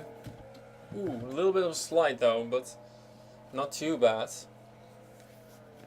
I think Aiden Thomas has increased the gap to around 12 to 15 seconds. Now there's Aiden Shepard going through Calamity Corner. That's fine. Remember last year, Martini Endurance Series season number 3 in the Calamity Corner at the Nordschleife, around 1 hour. Dominating car of Jeffrey Finguy gets taken out by a lapped car. This race is not over, all I want to say with that. And even though these guys might be pretty safe and sound somewhere in the top something, there's lapped traffic coming soon. There's still around 7 laps, still around 11 times these guys have to tackle Calamity Corner. One mistake and it's over. And we've seen Jay Jefferson dominate the Le Mans race, but that was not only because he did such a great job. Okay, this is weird. This is very weird. I have my laptop open right next to me. It's on the screensaver, and I have some plane pictures on the screensaver. Probably you don't know it. Yeah, it sounds a little bit vague, but I have 2 pictures right on top of each other. It's like 3 pictures filling one screen. One is from a Swiss A320 on the ground in Split Airport, and there's indeed the 09 car already meeting the 30 car of Patrick Smith. But continuing my story, right above that picture was a picture from an aircraft. I'm not sure which one it was. flying at 11 kilometers height, and it almost looked like that picture was just like he was just above the ground. It's so weird to see that. It sounds very fake, I know, but oh well. Gap 16 seconds. Gap to the 87 car. Now I'm curious about this one, because I have a feeling that Skylar Fleming is not even as far behind as he used to be. 27 seconds he was behind the leader, and now it is 31. So he has lost on the 09 car, but he has gained on Skylar Fleming. Next up is the 36 car of Benoit Thervin. I'm wondering about the gap. It was 1 minute and 8 seconds, probably gonna be more than that, around 1 minute and 15 seconds. I don't know, maybe he has to come, even if he has to come on pit lane, he will still cross start finish line. So oh yeah, we're gonna see what happens to the 43 car in a few moments as well. But Benoit here, yeah, he doesn't come on pit lane. Now it probably, well, it will be more than that, I can assure you that. It was 1 minute and 12 seconds. Oh, well, that's not even too bad. So right behind there was this guy, Joshua Scully, who has already pitted, but it's gonna be more than 1 minute 20 seconds now. 1 minute 26, 27, I guess. No, maybe probably 23 or no, I don't know. We'll see. It was 1 minute 20. Now it's 1 minute 35. Yes, indeed, it is quite a big margin he has lost, but he has passed the 36 car again, who's on pit lane. And remember, Benoit Thervin hit that Calamity Corner guardrail a few months ago, so that's why he's on pit lane stationary for a little bit longer than expected. John Arndt is doing a great job actually in the number 20 car. But I'm wondering where the 59 car ended up. Okay, so he has been passed. Zachary Robinson has been passed by the 20 of John Arndt. Now what happened to the 43 car? He was, okay, so probably just came on pit lane, normal pit stop. No, not really pit stop-ish, he just retired, but Calamity Corner, maybe? Or maybe he had something happen before this. We know now it was Calamity Corner. Okay, so Calamity Corner, just like Diego Martinez, just hits the guardrail. Ooh, that was a pretty hard one. And he continues his way. And it's game over for Philip Goldberg as well. So Imre Rakoto Manana is on pit lane now. A little bit of, well, summary what we've seen so far. We've seen a lot of action, a couple of drivers going off in Calamity Corner. Though I have seen worse, but still, we've seen a great race so far. Quite a few lead changes. Your leader is the 07 car, or the 09 car of Aiden Thomas.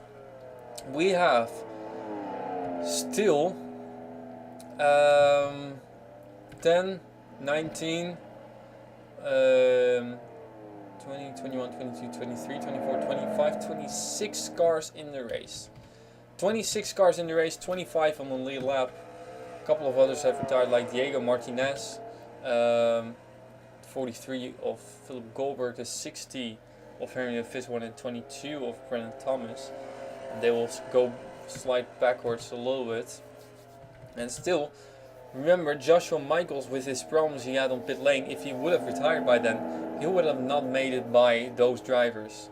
So it's a good thing that he continues, even though he's 1 lap down, and 1 lap down may not sound as a lot, but it's like he has a deficit of plus 10 minutes. Because the fastest laps of these guys are around, yeah, let's see what the fastest lap of your leader is. You can even find him. We're getting close, okay, there we go. Fastest lap of your leader is 9 minute 06. So yeah, that is pretty big deficit for Joshua Michaels, and I'm pretty sure he has been stationary for longer than Tim in some pit lane, so he's a bit further behind, maybe even 15 minutes behind. But did Aiden Shepard once again go off? No, I don't think so. I think he's fine. So we've seen some crazy stuff happen already this race, and yeah, Benoit Thervin also pitted now he's in 6th, and John Arndt is in 5th. I gotta say, a couple of these guys who did great at Le Mans, but then didn't really perform well, or did perform well, are still doing great this time. Let's look at all those drivers that did great at Le Mans, your top 10. Jay Jefferson is a little bit further behind, has some issues now, and he's actually in 23rd, so it's not going to be too good. However, Zachary Robinson is in the top 10. 3, 4, 5, 6, 7, 8, 9, 10. Oh, not anymore. He's in the 11th position, so still doing a great job in the 11th. We have Priya McShane, who was in third, who finished in third at Le Mans, and she's also doing pretty well. At least she was doing pretty well. Then had to make a pit stop, I guess. Where's Priya McShane? Or has she retired? No, she's just fallen back a huge amount. Oh, there she is. Oh, there's Priya McShane. I'm not sure. I don't think she's a lap down. That would mean that she's somewhere around, well, 8th, 9th position or something. So it's pretty good. Who else? Jane Pinter. Yeah, he retired very early. Finished in 4th at Le Mans. I'm surprised actually he finished that well. He was involved in some early accidents, but he still kept his car on track. Survived for a long time and made it through to the end. So that's an impressive job by him. And he's going to pay off, not really in this race. The 77 car of Denise Steiner, yeah, she's been pretty invisible all race long. She's pretty far behind, but she's still running. So 94, Zachary Robinson, or Jacques Robinson, sorry, we saw him up front at one point, but he's now in 13th, so maybe a little bit further back, maybe a little bit further to the front due to pit stop craziness. So yeah, a little bit further back than that. I kind of missed him, I think. I don't know. There he is. Okay, so a little bit further back than I think he would have expected, but that's due to pit stops and all that kind of craziness. 31 car of Joshua Ciccoli, once again a good race. He finished 7th at Le Mans. He's now once again running in the top 5, so just a solid job by him again. He's been on a roll for a while now, so he's doing an impressive job. This is going to be a pretty interesting battle soon. Benoit no. 36, yeah, Benoit Theravine getting caught quickly by the 59 of Zachary Fitzwater. So Henry Williams finished 8th at Le Mans, is out of the race now. 3 car of Chris Dodd is out of the race now, and Annie Thomas, who finished in 10th, is also out of the race. So a couple of these drivers having good races again, but most of them actually having a little bit terrible race, or not too good of a race. This is a great battle. I want to look at what position it is. 3, 4, 5, 6th position. This is a battle for 6th place between Benoit Theravine and Zachary Fitzwater. Now, actually, I am a bit surprised that that 09 car can continue for such a long time. I mean, I'm expecting, somebody has gone off, and it's 20 car. The 20 car of John Arndt has gone off in, well, the second calamity corner. And it was a big one again. The next flipper it is. John Arndt goes over for a second race in a row after running a great race up until that point. Ouch. That's a bad one for him. Bad luck continues, but well, the previous race it was the fault of the 40 car of James Saunders who turned him around. This time he can only blame himself, unfortunately. So such a shame. John Arndt once again having a good race, but not the result he was looking for. And your leader is on pit lane. Finally, Aiden Thomas brings it on pit road. Took a while. By the way, the 30 car is also a lap down, but that's because of, well, pit stops, and the 30 car probably has already pitted. Now he will get the lap back again. So the 09 car of Aiden Thomas on pit lane, as we're almost halfway through this race. So, and Aiden Shepard also coming up pit road. So apparently those two guys.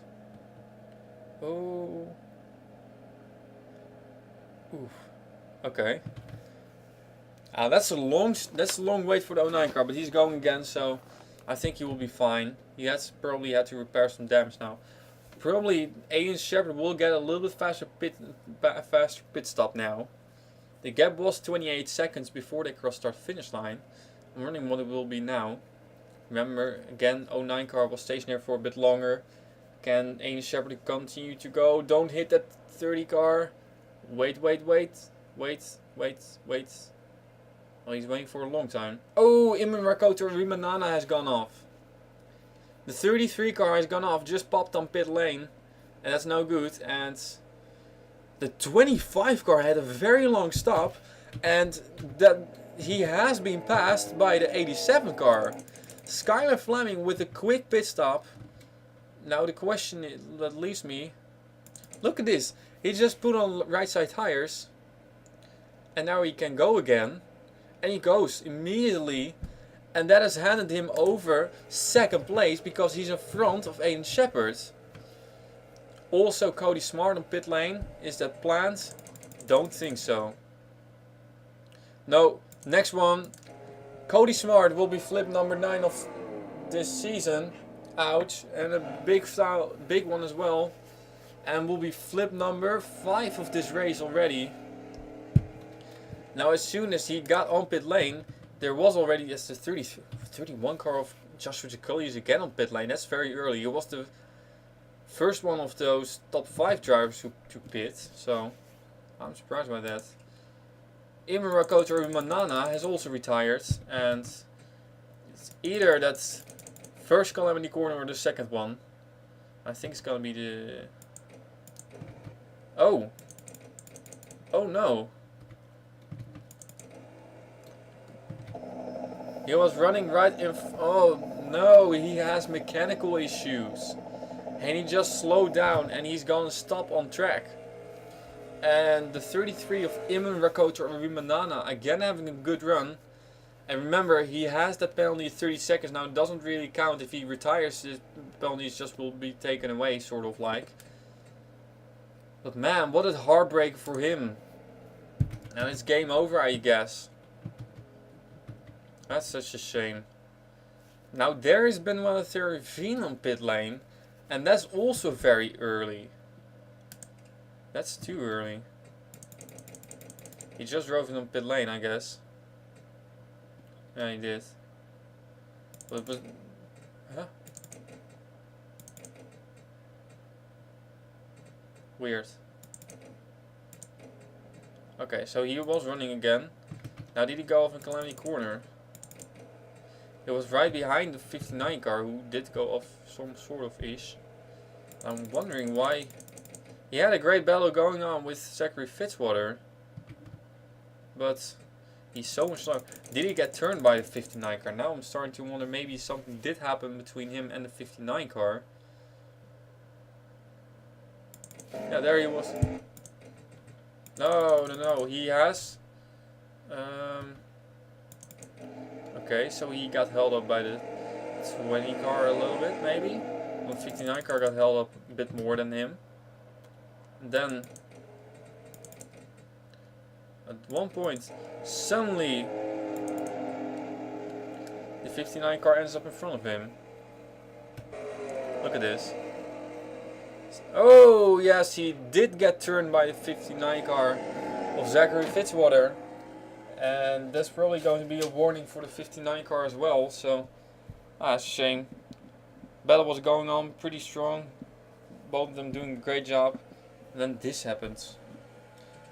Now Benoit Theravine is able to continue, and he is again in front of the 59 car. Can you imagine that? That's incredible. Oh well.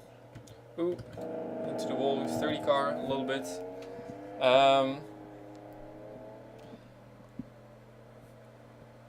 So what did I want? I want to say something. I don't know. Yeah, let's go through the top 10 pretty quickly because we're almost halfway home. Yeah, the 20 car has retired with piston problem. So John Arndt unfortunately out of this race officially now. Leader still Aiden Thomas in front of Aiden Shepard. No, not anymore because of course Skylar Fleming is the second. Aiden Shepard in third. Joshua Chicone in 4th. Benoit Thierry-Veen in 5th. And 6th is Zachary Fitzwater. 7th, Priya McShane. 8th, Zach Winkle. Impressive job by him. 9th, Zach Robinson. And in 10th, Tommy Tang. That's pretty incredible. Now, oh wow, again the 44 car and the 71 car make contact. As the 71 car, of course, who went over a few moments ago. Now, ouch.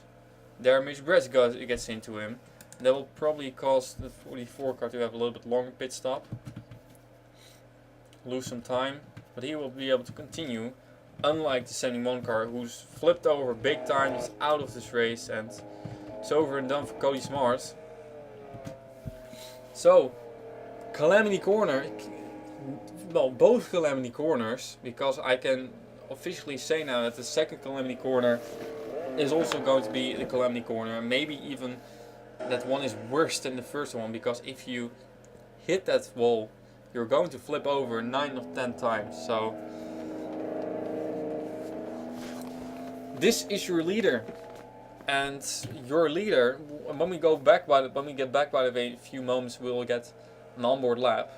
So you know, maybe we will get back with you with an onboard lap in a few moments. First off, once you wait for a little bit longer, and then I'm going to have a quick break.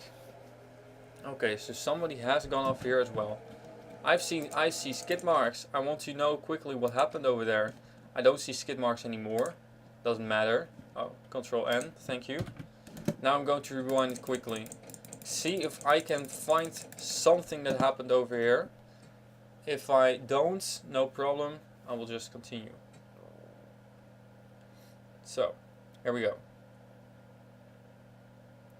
And it's such a long racetrack. There are still around 25 cars, I think, on track. Yeah, there we go. It was the 69 car.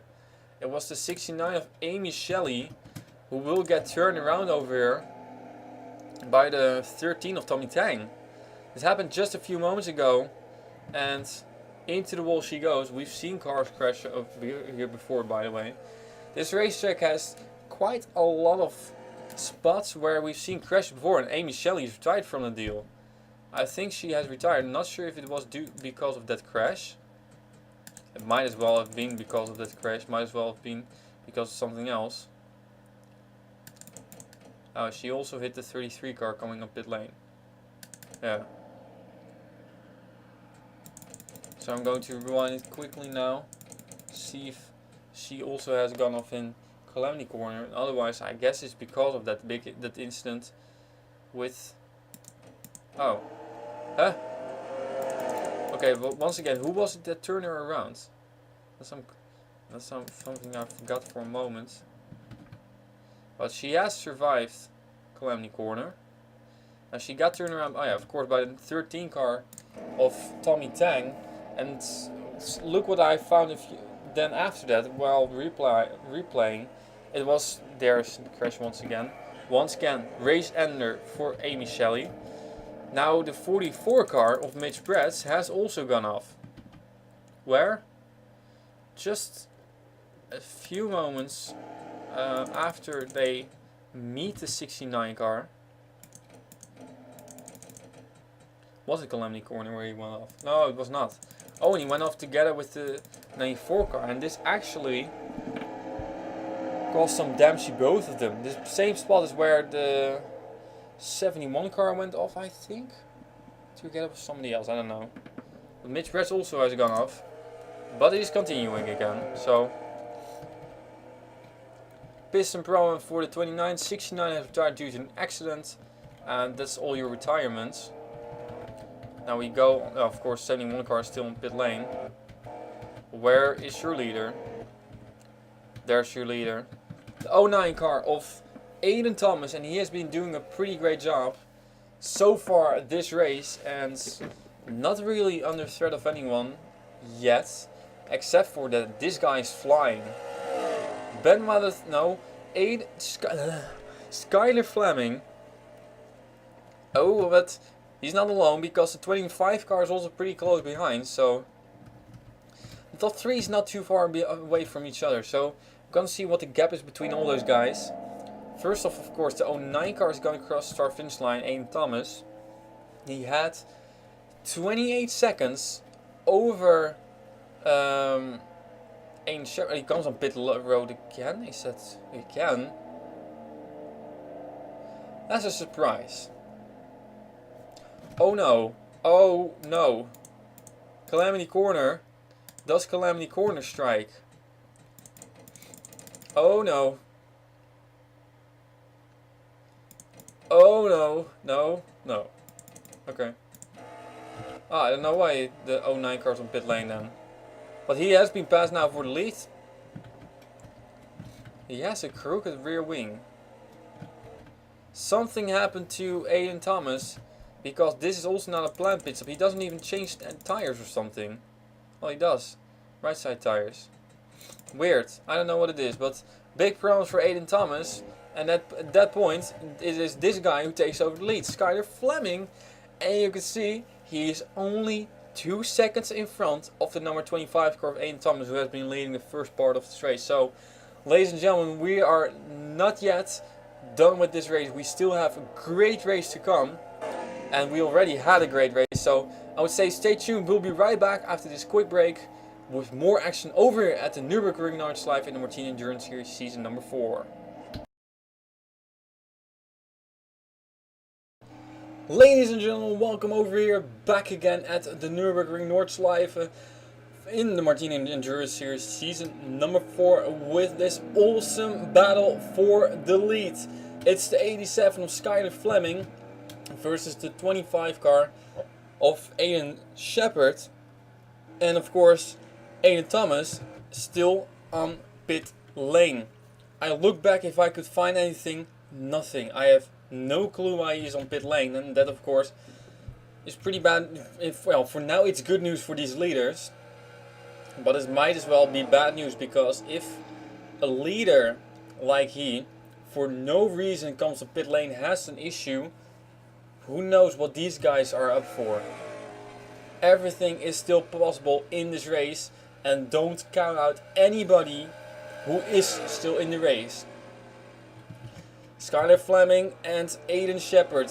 This is the chance for the 25 car to grab back that victory, or that lead he had before.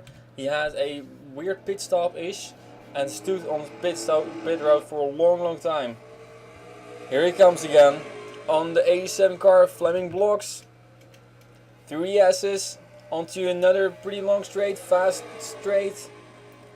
Can Aiden Shepard find a way by the 87 car? Or will Skyler Fleming stay ahead of the 25 and run away again?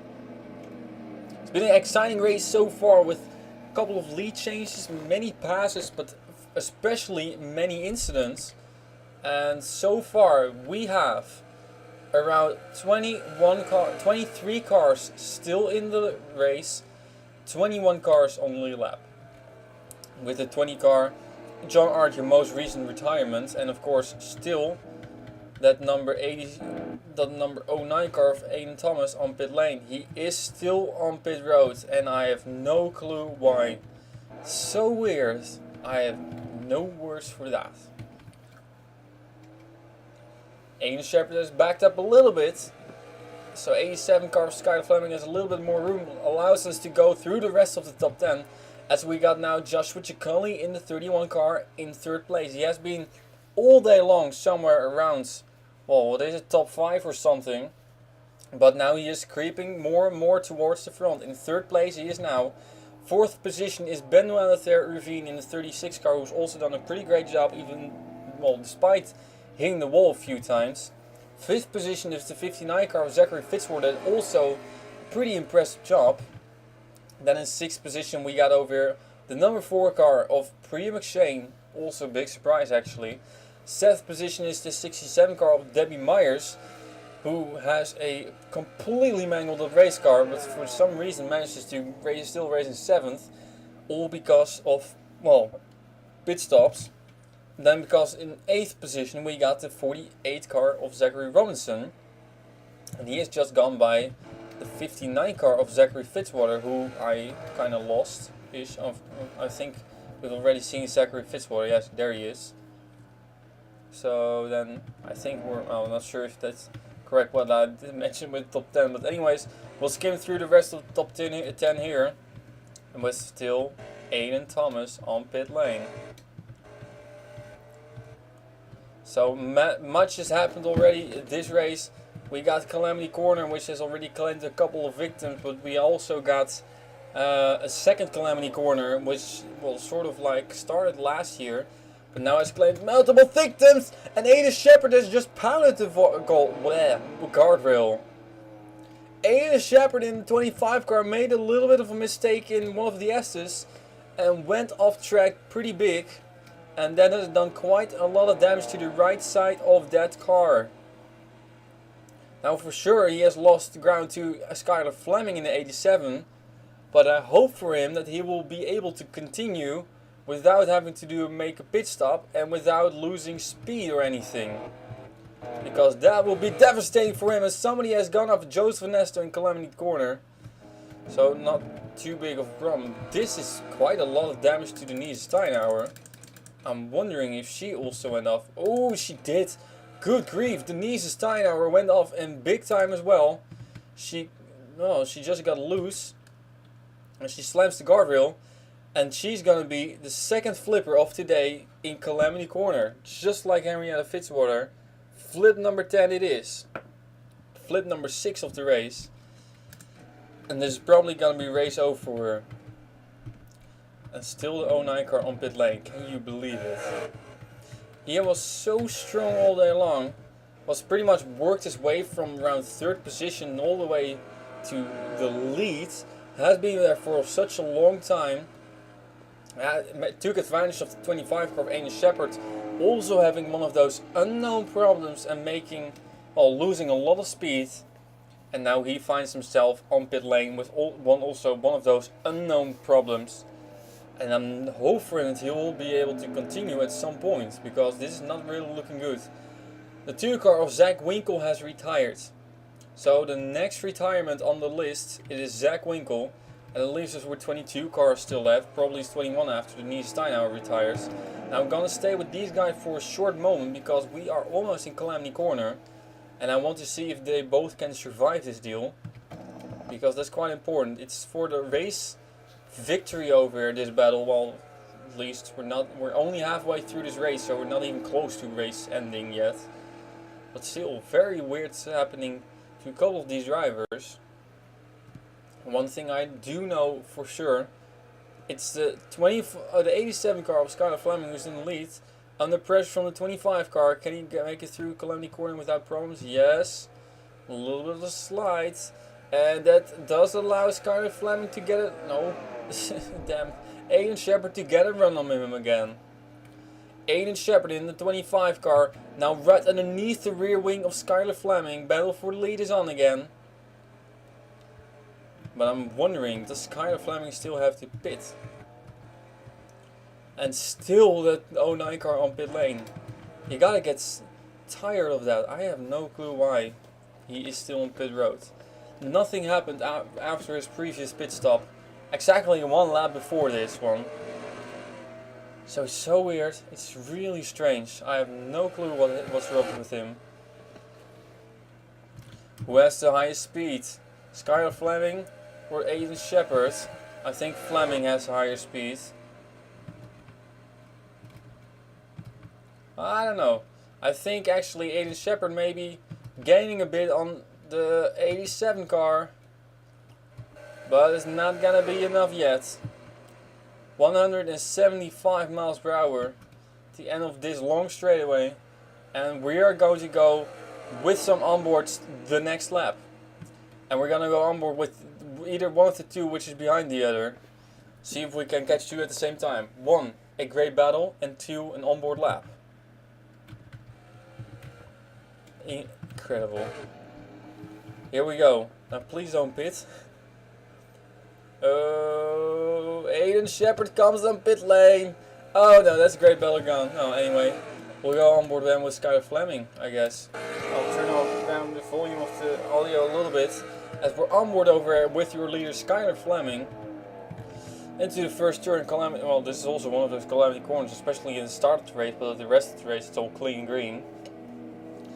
And we continue again through what is now part of the Grand Prix circuit. Of course, this turn doesn't exist anymore in this current the version we race over is version from 1970, so a long time ago.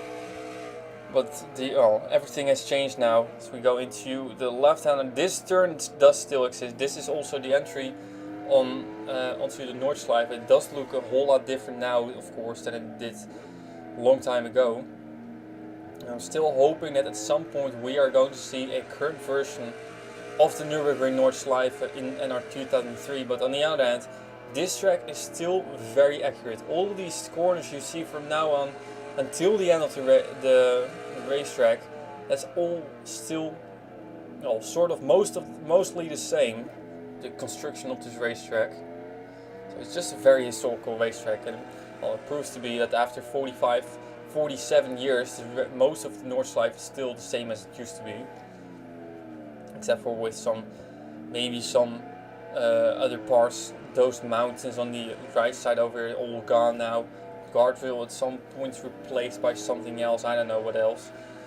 But here we go, on to the first of the long stretches, and this will be going over floodplaats. Remember where Jan Marlboro in the Nissan GTR flipped over the fence and unfortunately killed one spectator. That was floodplaats. When he went there over the left, over the fence. Terrible accident. Second part of this long straightaway. Speed building up quite a lot over here. Here we go, right-hander and a left-hander. And now we go into a long left-hander. When we go right, we go underneath the bridge, which still exists nowadays. There it is. And we go on to the next long straight. There we go. With some quick S's over here, a left and a right, another left and right, another left, and this will be a longer left because after this we will go into some very slow S's, very tight S's. Here we go. We've seen a couple of cars already go onto that banking on the inside. Ooh, this guy the Fleming also just taps the inside wall over there. Still all good, and that was I always, in my mind, make this racetrack in a couple of sections. That's easier to remember. When we go through this turn, this first section of this racetrack done. And after this we get a couple of fast turns, but also a couple of quick corners, and right on the side of the mountain. There we go. Section number 2 for me it is. Ooh, almost slamming into that guardrail on the left side. Still all good. Couple of quick corners we got over here. And I don't know what is on the left side, but I have a feeling that it's pretty steep downhill. First bridge we go over. Well, not really a bridge, but if you hit those blocks on the inside or outside, you're done for the day. You're absolutely going to be retiring after that. And it's pretty difficult. There's another long stretch here. Then hard braking into again one of those sections over a bridge. Great car on the right side. Here we go uphill again. Right side. And then we move to a little bit faster section with some more flowing corners before we get a pretty tight right-hander into another very long straightaway. Well, it's not really straightaways with those fast flowing corners again. Here we go. And Skylar Fleming continues with nobody behind him, all by himself, through the right between the two mountains on the left side and the right side. This is where we've seen a couple of WTCC cars crash in the past. Fast section with some fast flowing corners. This is where Aiden Shepherd went off one lap before this, right here. And of course at this point on the track you feel like all alone. Oh, Skylar Fleming did the same thing. Skylar Fleming did the same thing as Aiden Shepherd and has brushed it wall on the outside. Now, no harm, no foul yet, but it might mean that he has to come on pit road next time. Pretty sharp turn. This is where Jane Pinter crashed together with Amy Shelley. And onto a right-hander, and we got some flowing corners again until we go into the most famous part of this racetrack, the carousel. 90 kilometers per hour is the maximum speed you can run through this. These guys are running around 40 miles per hour, which is around, I guess, 70 kilometers per hour. And onto another pretty difficult section. This is for me like the third section after the fast flowing second section, third section. Well, maybe, I don't know. Maybe the third section, maybe it's already fourth section, I don't know. This is Calamity Corner number 2, where already many cars have gone off. You could see the skid marks everywhere. Cars with well, flipping over when they hit the wall. This is a difficult part of the track because it goes up and down, and there are some blind corners in here. There's some skid marks of cars that I've run before. Some blind corners because you go downhill, and then at one point you go uphill again right here. Still blind right stander, and we will see more of those blind corners right here. Is another one. This is a really tight one. There will be another one right here. Right-hander. By the way, if you are curious, I've done an onboard lap racing myself at this track, so go check it out on my channel. It's somewhere, I don't know where. Actually, I don't know even when I did it. Could be possible that I did it quite a long time ago, actually. Before season number 1 in the Martini Endurance Series, so that's already 2-3 years ago. I don't know what it is. Another blind left hand. This is also very difficult. And now you go downhill again. You can hear this car just speed up, hip, and to right. And we get another right. We get another left. And probably then is another left. And then we're almost right into Calamity Corner. There we go. Downhill. Fast. Speed building up. Calamity Corner. Here we go.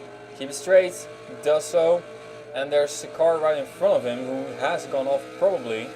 So again, it's such a long racetrack that for some reason you feel like you're all alone on this track.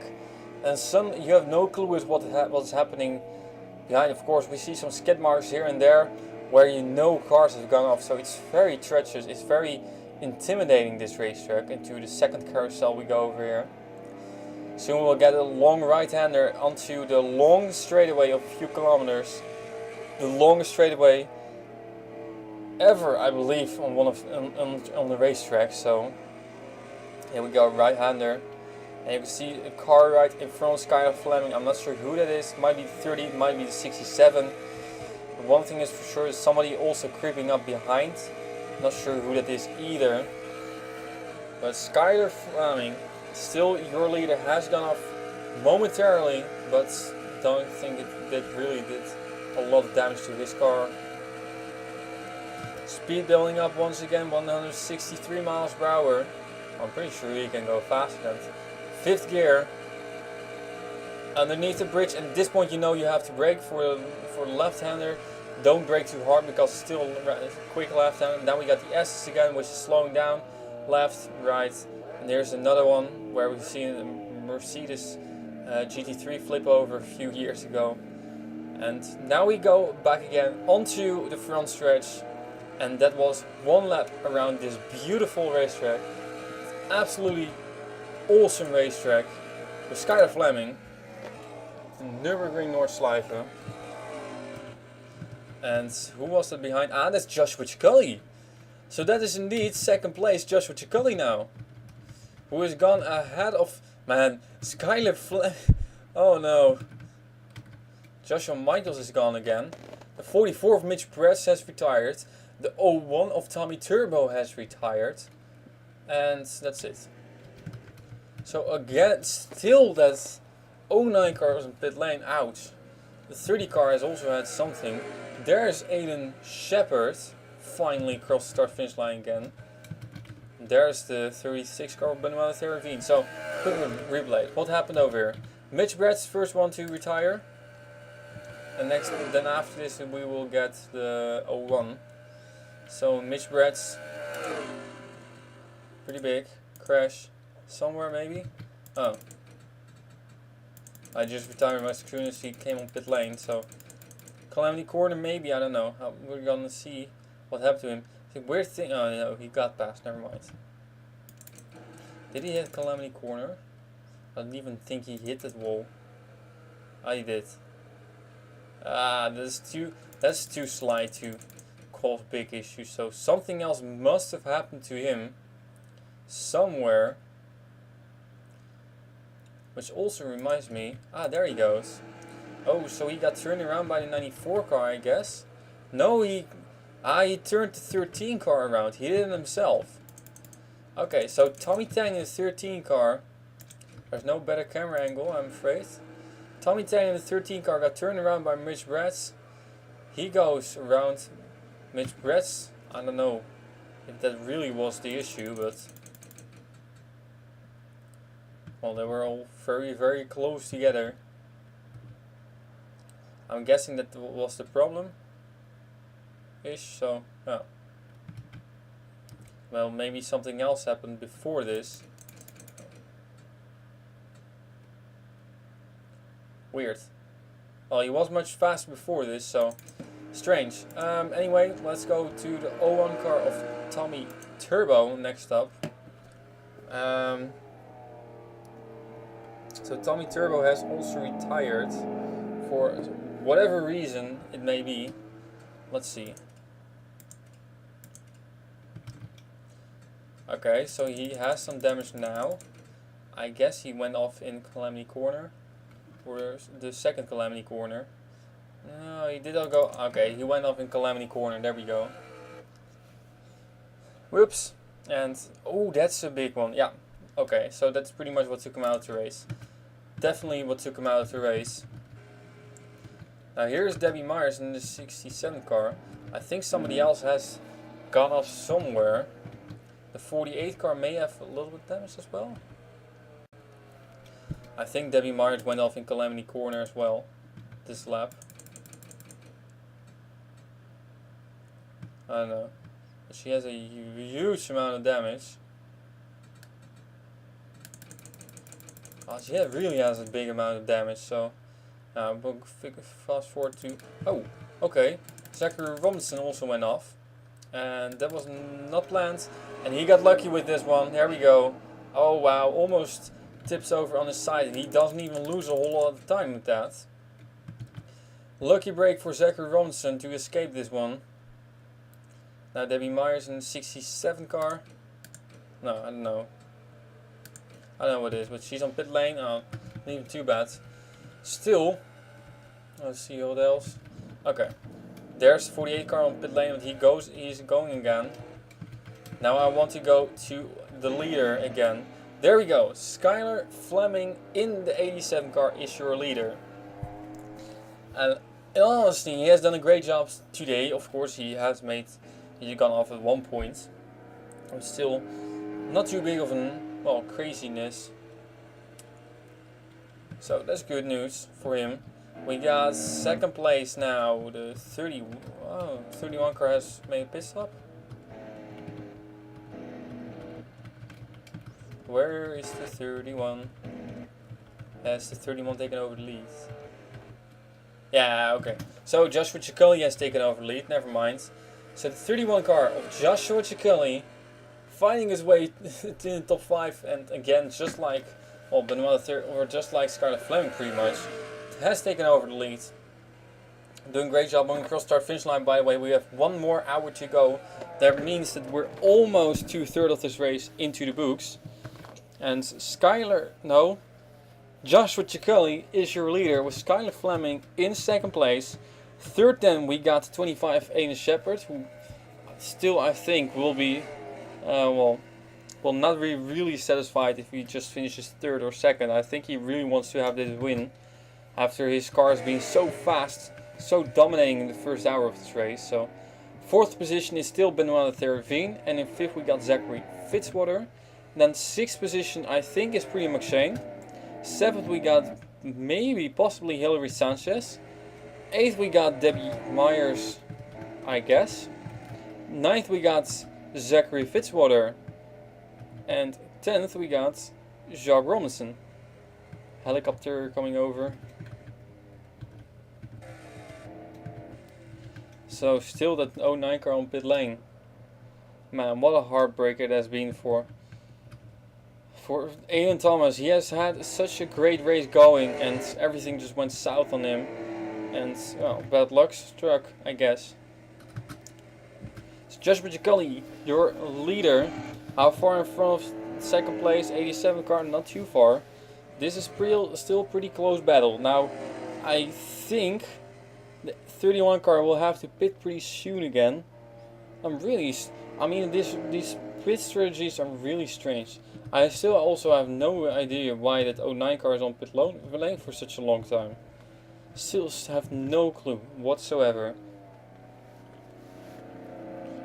Great looking car, the Valiante Rebellion Toyota it is. Of course, I said a couple of times, based on the Valiante Rebellions in the WEC, the World Endurance Championship. I want to take this moment quickly to see, well, if you guys are still watching this specific moment. If you want to have a driver in the Dascar or in the Wildcard car, the number 70 Jack Daniels Toyota, feel free to sign up in the comments below. You can have one driver in for one race for now. Maybe you can get another race later on if nobody really is willing to sign up. So go check it out, go do it if you want to. Doesn't matter how many drivers you have in the series so far. Just want to have that car filled. Oh, Joshua Jacali hitting the wall on the inside. And that may allow the 87 car to close the gap a little bit. Oh, no, not because he's gonna spin out even. So the two leaders hitting the fence. And I can tell you, this race is not over yet. We may see a surprise winner in, I don't know, who else? It could be this number 4 Priya McShane. Everything is still possible. And this race is not over until the leaders cross start finish line. I mean, the top 3 have now all hit that guardrail on the inside. And, well, one harder than the other.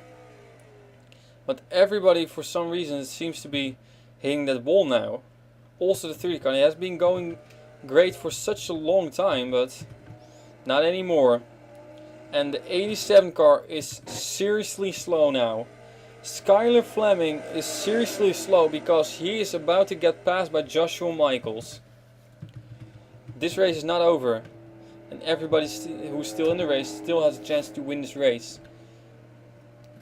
Now, how many cars do we still have in the race? You ask me. Joshua Michaels is currently in 23rd, but he's still in the race.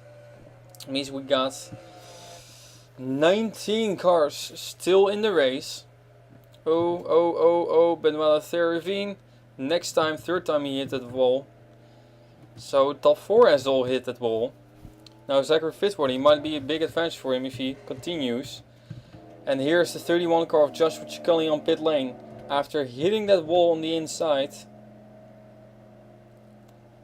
He does have some right side damage as well actually. So Joshua Jacali, no good for him. And Skylar Fleming, the question is, does he have to pit again? I guess so, yes indeed, there he comes on pit lane. And weird stuff happening again because everybody tends to hit that wall. 25 car will be next. Now I kind of lost where the 59 car is. So 36 has also hit the fence. Now can Zachary Fitzwater make it through?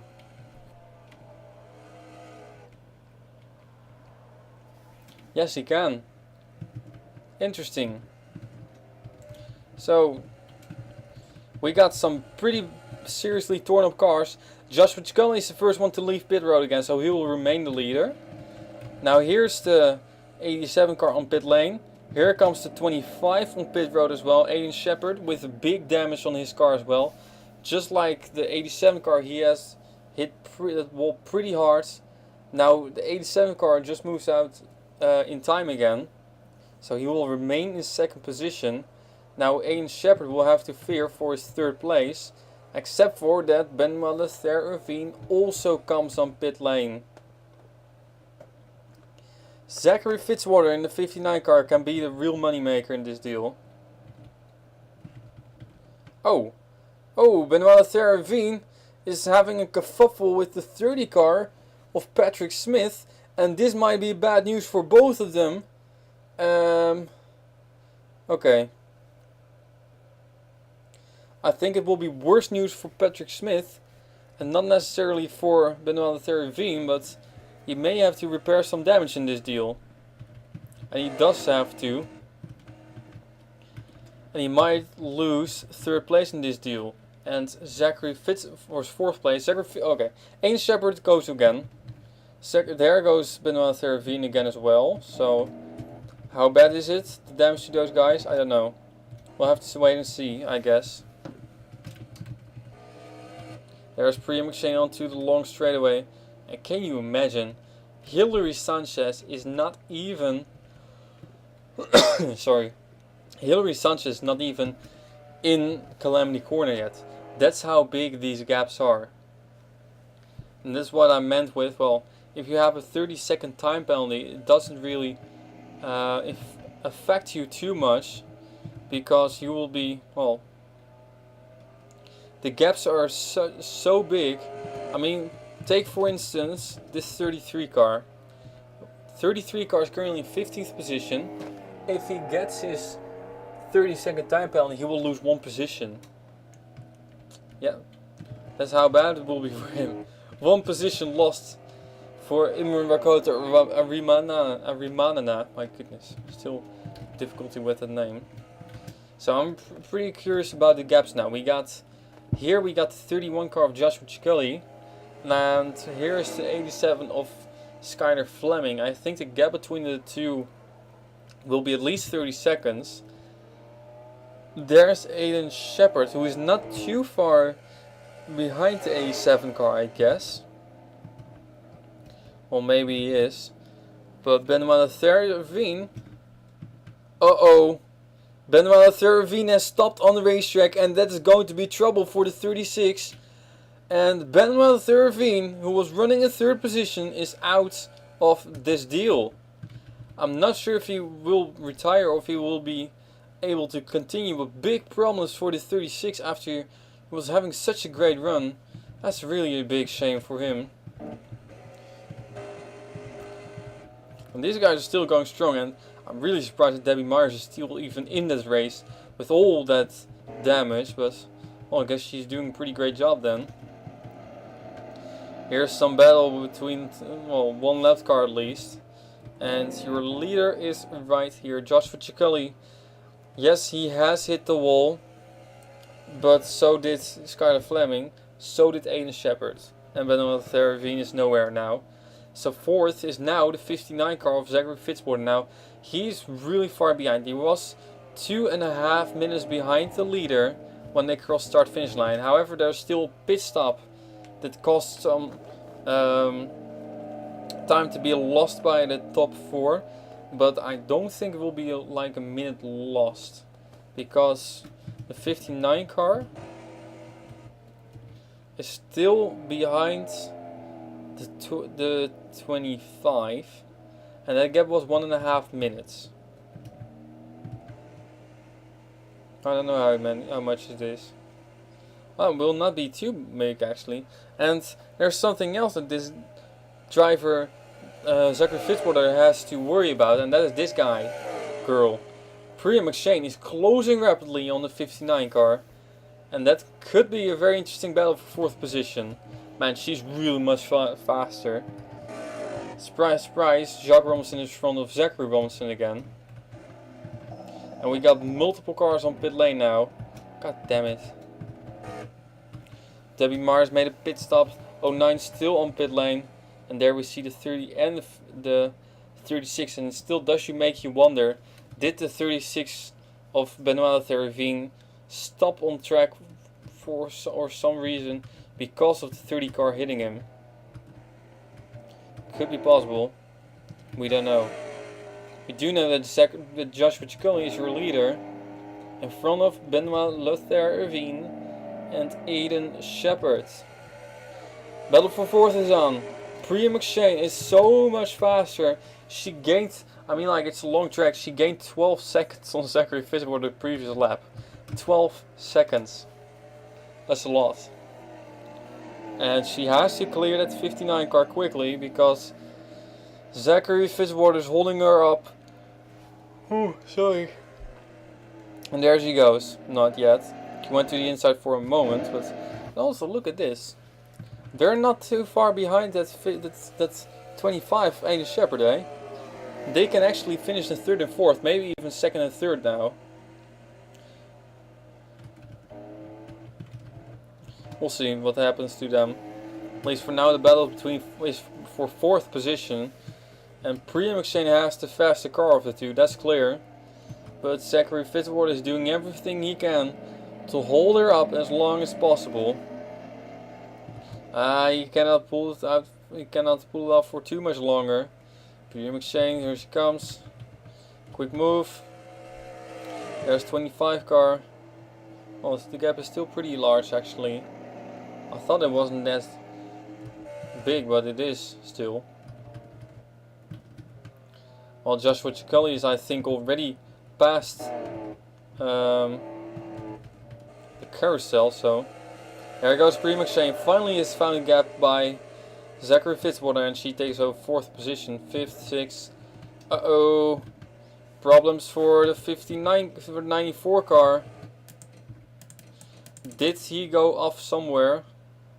Or was it just one of those weird issues again? Jacques Robinson in the 94 car is having odd issues, I guess. Yeah. Odd issues for the 94 car. And he's going really slow around this racetrack. There's Debbie Myers in the 67 car. She'll probably meet him soon. And we got multiple cars still on pit lane, including the 09 cars for still I don't know what reason. The 36 car and the 30 car. And of course 33 of Imrakota Arimanana is also on pit road. But that's also a pretty long stop.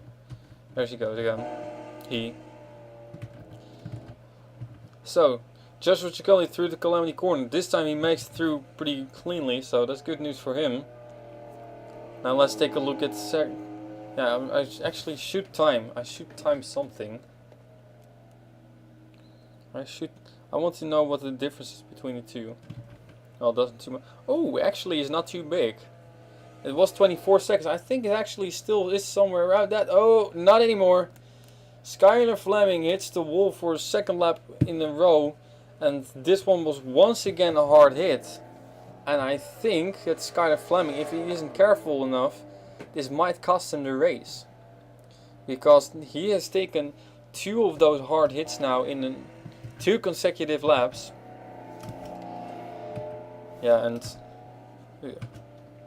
Aiden Shepard is really far behind. He really is quite far behind. So, well, hope for him that he will be able to find, well, something to a little bit of good luck and get the rest of the race mistake free. There he is in Calamity Corner. Yeah, I think the gap will be a little bit more than 1 minute 5 seconds now. But as long as he survives, yeah. Oh man, he was so smart. He just slammed on the brakes before Calamity Corner, thinking, no, I'm not going to hit the ball anymore. And that's a smart move because, well, the guy in front of him, the 87 car, did hit the wall. Priya McShane has put a gap on the 59 car of Zachary Fitzwater already. And that's probably going to be 4th place. Let's see if Priya McShane... Well, she's pretty far behind the 25 car. I thought the gap was gonna be around maybe 20-30 seconds. I think it's almost 1 minute now. So still a pretty big gap between the 25 and the 4. On the other hand, the gap was 2.5 minutes, so clean and smooth for Priya McShane. And next up is that number 59 car of Zachary Robinson.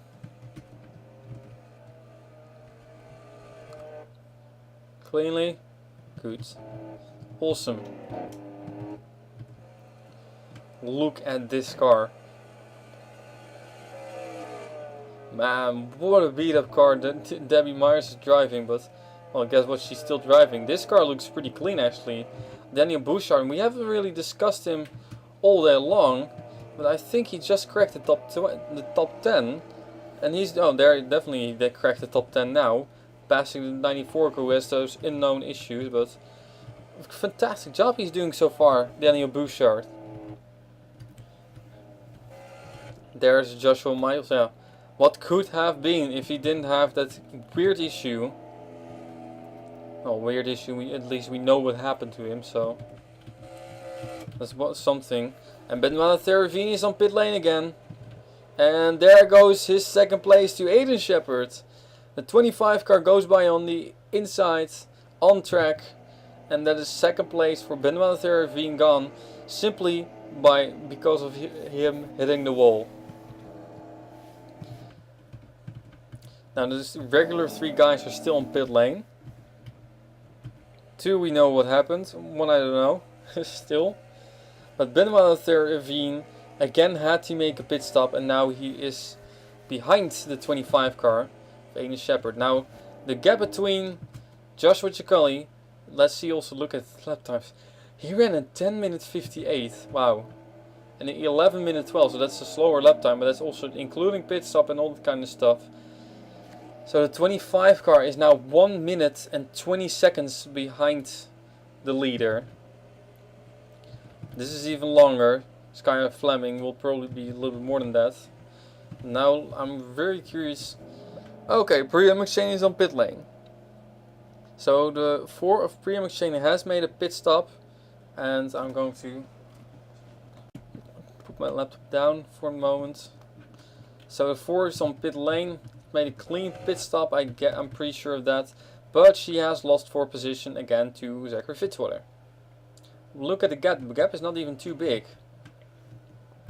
I mean, I think the gap is around 20 seconds, maybe not even that. So, Zachary Robinson in the 48 car. And yeah, Hilary Sanchez, also somebody who has slowly but surely worked her way up in the top 10 again. Running currently in 7th position.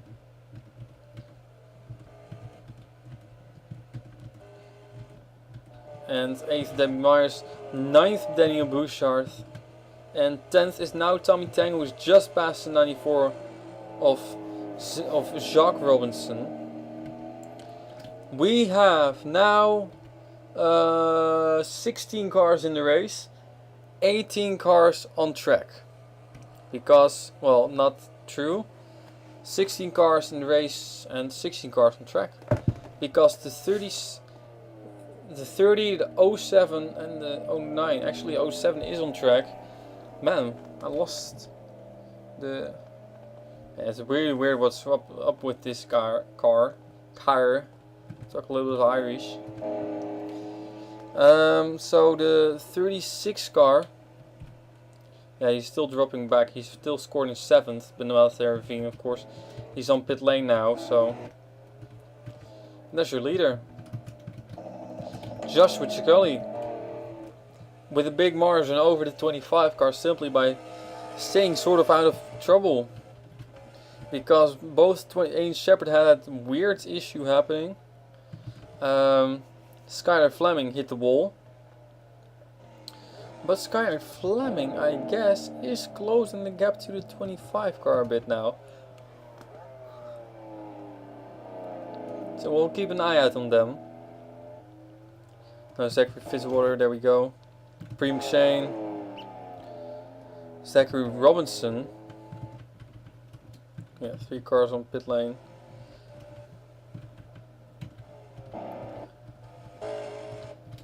So there's your leader. Now we are currently in lap number 14 of 18. That means when you cross start finish line, we will have 4 more laps to go. 40 minutes that is. But we have already cracked. Well, we have already had a pretty good race so far, with many laps in the books. Whoops, sorry about that. That was my mobile phone. And I want to check how late it is. But Joshua Ciccoli so far doing a great job. And he's reeling in that 07 car of Joshua Michaels again. Now the gaps between these guys are much larger than they were at Le Mans, of course. So if he gets held up by that 07 car, it doesn't really matter too much.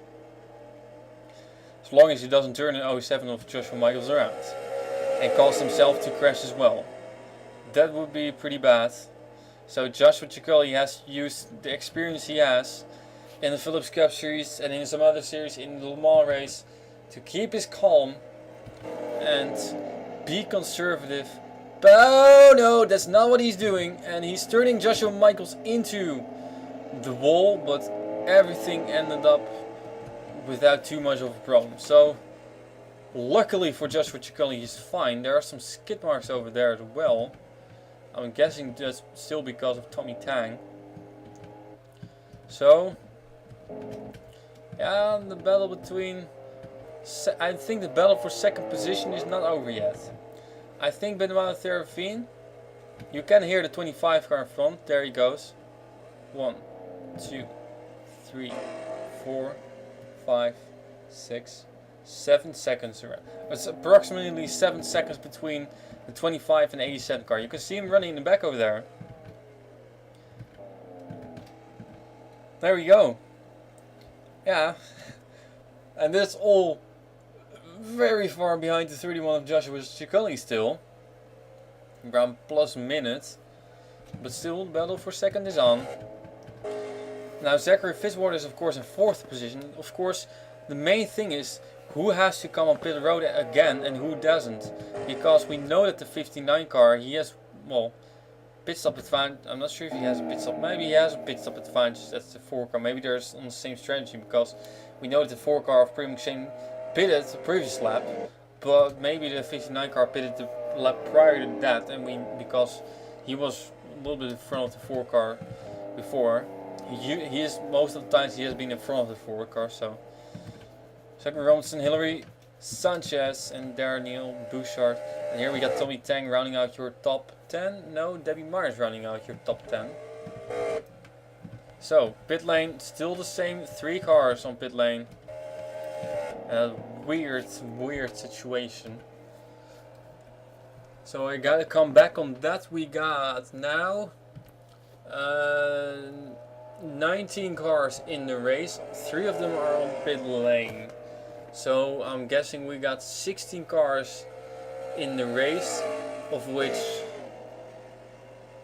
15 are on the lead lap because Joshua Michaels is the only one who's a lap down.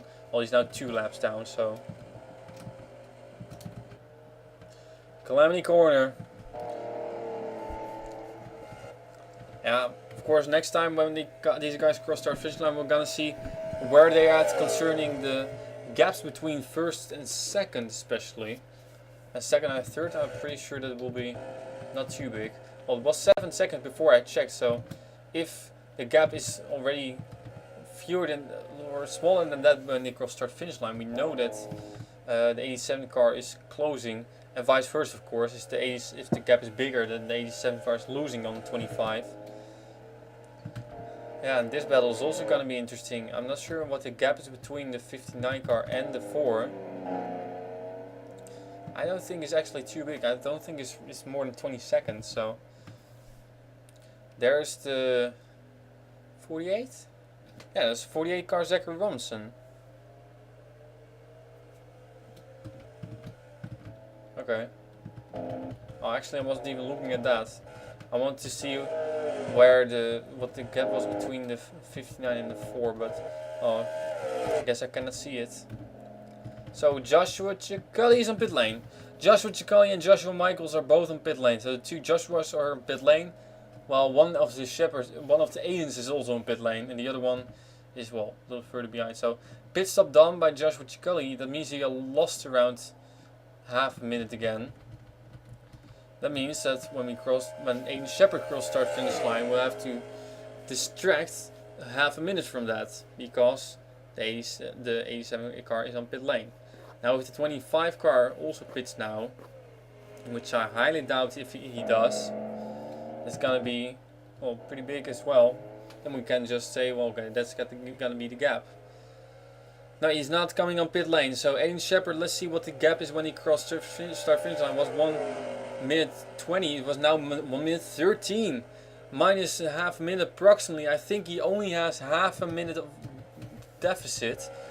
87 car, only 11 seconds, but Skyler Fleming is losing a little bit of ground on the 25 car. So what we know now is that the 31 car of Joshua Ciccoli still is in the lead, around a little bit more than half a minute in front of second place Aiden Shepherd, who in turn is running away, closing the gap on the 31, but running away from the 87 car. So that's how it currently stands.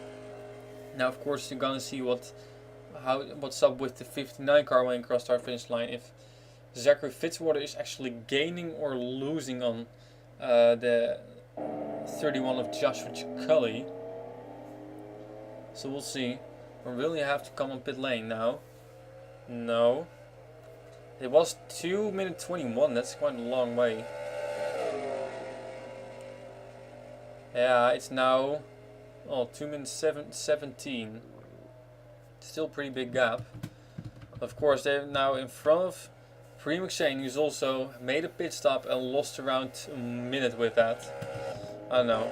Pre McShane is not doing too great anymore. Of course, the other hand, if these guys are still running, so that's already a victory. Hilary Sanchez through Calamity Corner, makes it cleanly. Man, these beat up cars. I mean, like, looking at the damage of these cars.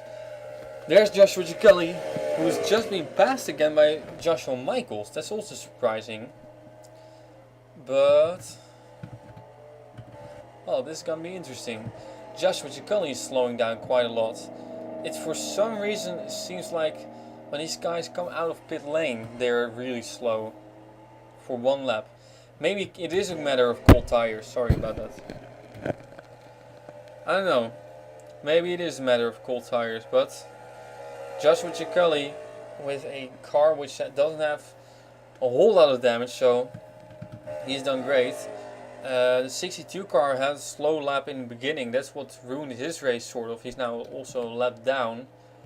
But still, his car is pretty intact, so doing great. Joseph Nesto is. Aiden Shepherd also has hit the wall 1 or 2 times. But still, he's doing great. And his car is pretty neat. And same story for Skyler Fleming in his Mercedes. Then we got 59 car of Zachary Fitzwater, also pretty clean looking car. I'm not sure, I probably has hit the wall 1 or 2 times. There's some damage on the left side, but still pretty clean. Well, this car says enough. There's no bonnet or anything on that car anymore, no front end. And, well, that's pretty much it. So, damage on Priya McShane's car. Still, mwah. Seen worse. Zachary Robinson is on pit lane. And it's probably a planned pit stop, and well, his car is also pretty clean. I don't think he has had too much issues so far this race, so I have to yawn every time, sorry. No, it is sugar. I think it may be a little bit of low sugar, low oxygen, I don't know, whatever. This car is pretty beat up. Hilary Sanchez, and well, we've seen nobody actually after the 44 of Mitch Press, nobody else has retired anymore. That's pretty surprising. Not sure if actually 09 car is gonna come on track again anymore. So pretty clean car for Tommy Tang as well, even though we've seen that he's gone off after getting turned around by Mitch Press in the 44. And Daniel Bouchard also pretty clean car, but his car doesn't have any speed at all. And this is one of those weird problems we've seen before. And now he's going to be passed probably by Debbie Myers in that number 67 car who's flying by. I mean, oh, maybe those guys have to coast it back to pit lane because they're very low on fuel and they didn't really calculate it correctly with pit stop and the fuel and how many laps they can continue on one tank. So that might be a problem. If Daniel Bouchard pits now, that's the problem for him probably. On the other hand, the weird thing is that for Aiden Shepard it wasn't the case because Aiden Shepard just came out of pit lane. So very weird, but I'm pretty sure that, oh, tire change for Benoit Théravine. That means that he's going again. There we go. 36 car is on the move again. And Tommy Tang is on pit lane. If that is planned. Oh, yes it is. Okay, so he just came on pit lane. Okay. Fine. Oh, and the 21 car has retired. The 21 car has retired. Something else was the problem of Daniel Bouchard. And that's such a shame. He was doing such a great job in... What is it, position? Oh wow, well that explains a lot. I thought his car was pretty neatly, but oh, guess it wasn't. Unfortunately. Who's now close to Calamity Corner? Well, these guys are. James Saunders, one of the stars from the previous race, and the 30 cars by the way also retired. Okay, so guess that those guys finally got their stuff together on pit lane. Both Benoit Théravine and Patrick Smith. Patrick Smith retired, Benoit Théravine continued again. So that's it with those guys. Now James Saunders, we're talking about him. He did also a great job at Le Mans, but unfortunately crashed out together with John Arndt. 14th now. Not too bad. We'll be 13th in a few moments. Oh, Joshua Ciccoli has been passed. Joshua Ciccoli has suddenly been passed by Aiden Shepard. Wow. Where did that come from? Was he also so much slower? I guess he was. Wow. I'm amazed by this. This is the same problem as that Aiden Shepard had himself earlier in the race, which allowed, who was it? I think it was the 3087 car of Skylar Fleming to go by. I'm not sure who it was him, but wow, same problem for Joshua Ciccoli.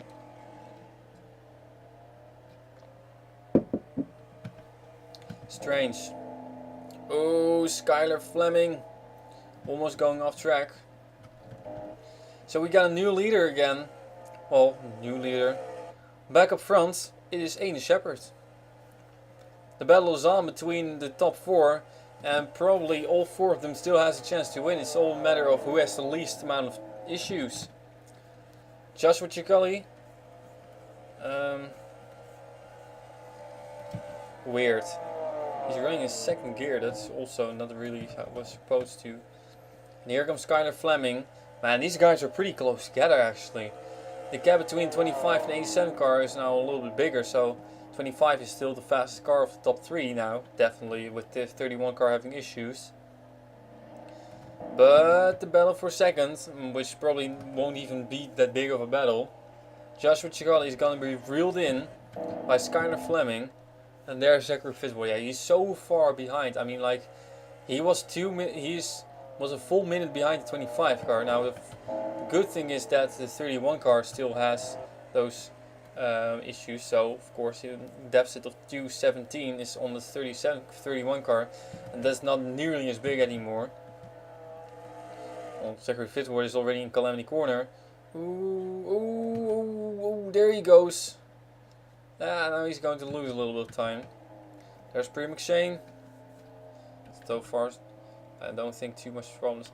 Oh, the 94 car has retired with a tire issue. That was Jacques Robinson's issue.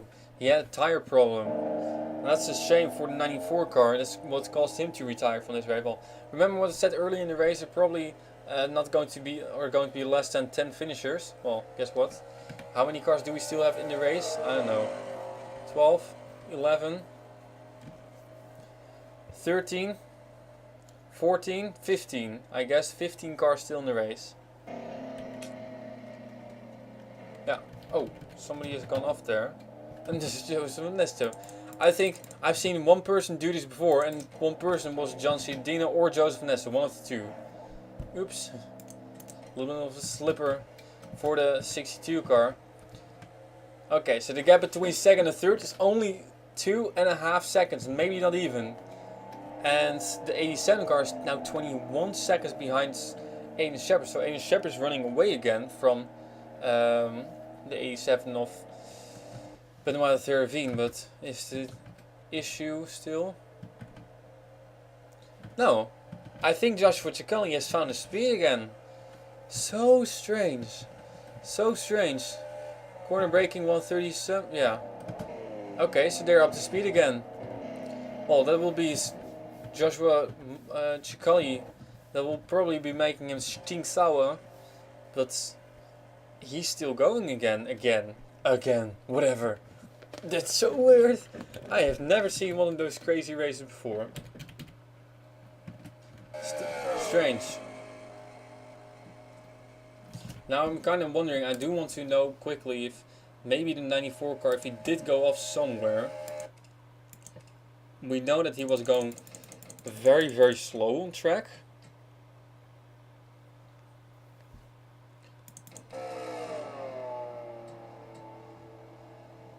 Well, not here. Not anymore.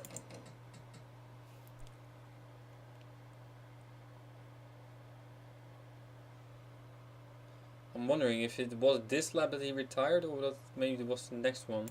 Oh. Okay, so I guess he did hit the wall. So indeed, Jacques Romson hitting the wall pretty badly, and that's what probably caused him just to have to limp back around. Where did he continued, but then he has such a lot of damage, and he continued for a full lap again, I think. No, I don't, he doesn't come on pit lane. Okay. So fortunately, Jacques Robinson also out. So this is the first retirement of the Robinsons this championship. Okay, so. Uh-oh. Somebody has gone off again, and it's Benoit Théravine for the second time. Oh, and this one was from Tommy Tang's front bumper, so a little spin. Well, no big issue, so. Oops. Okay. Battle for second is on. Skylar Fleming it is versus Joshua Ciccone. And this battle is gonna be good. It's gonna be great. It's gonna be absolute fantastic. Oh, so slow. Crawling through that turn. Wow.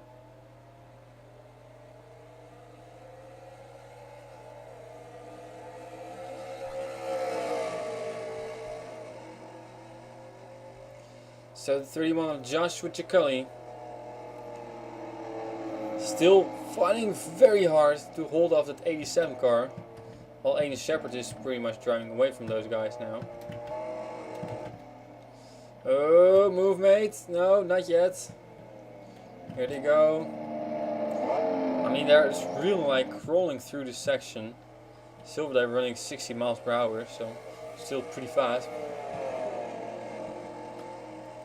Oh, into the wall goes Skylar Fleming. I saw it coming. He got really loose through those S's. He lost control a little bit. And, oops. So now he's lost a little bit of ground again on the 31 car of Skylar Fleming.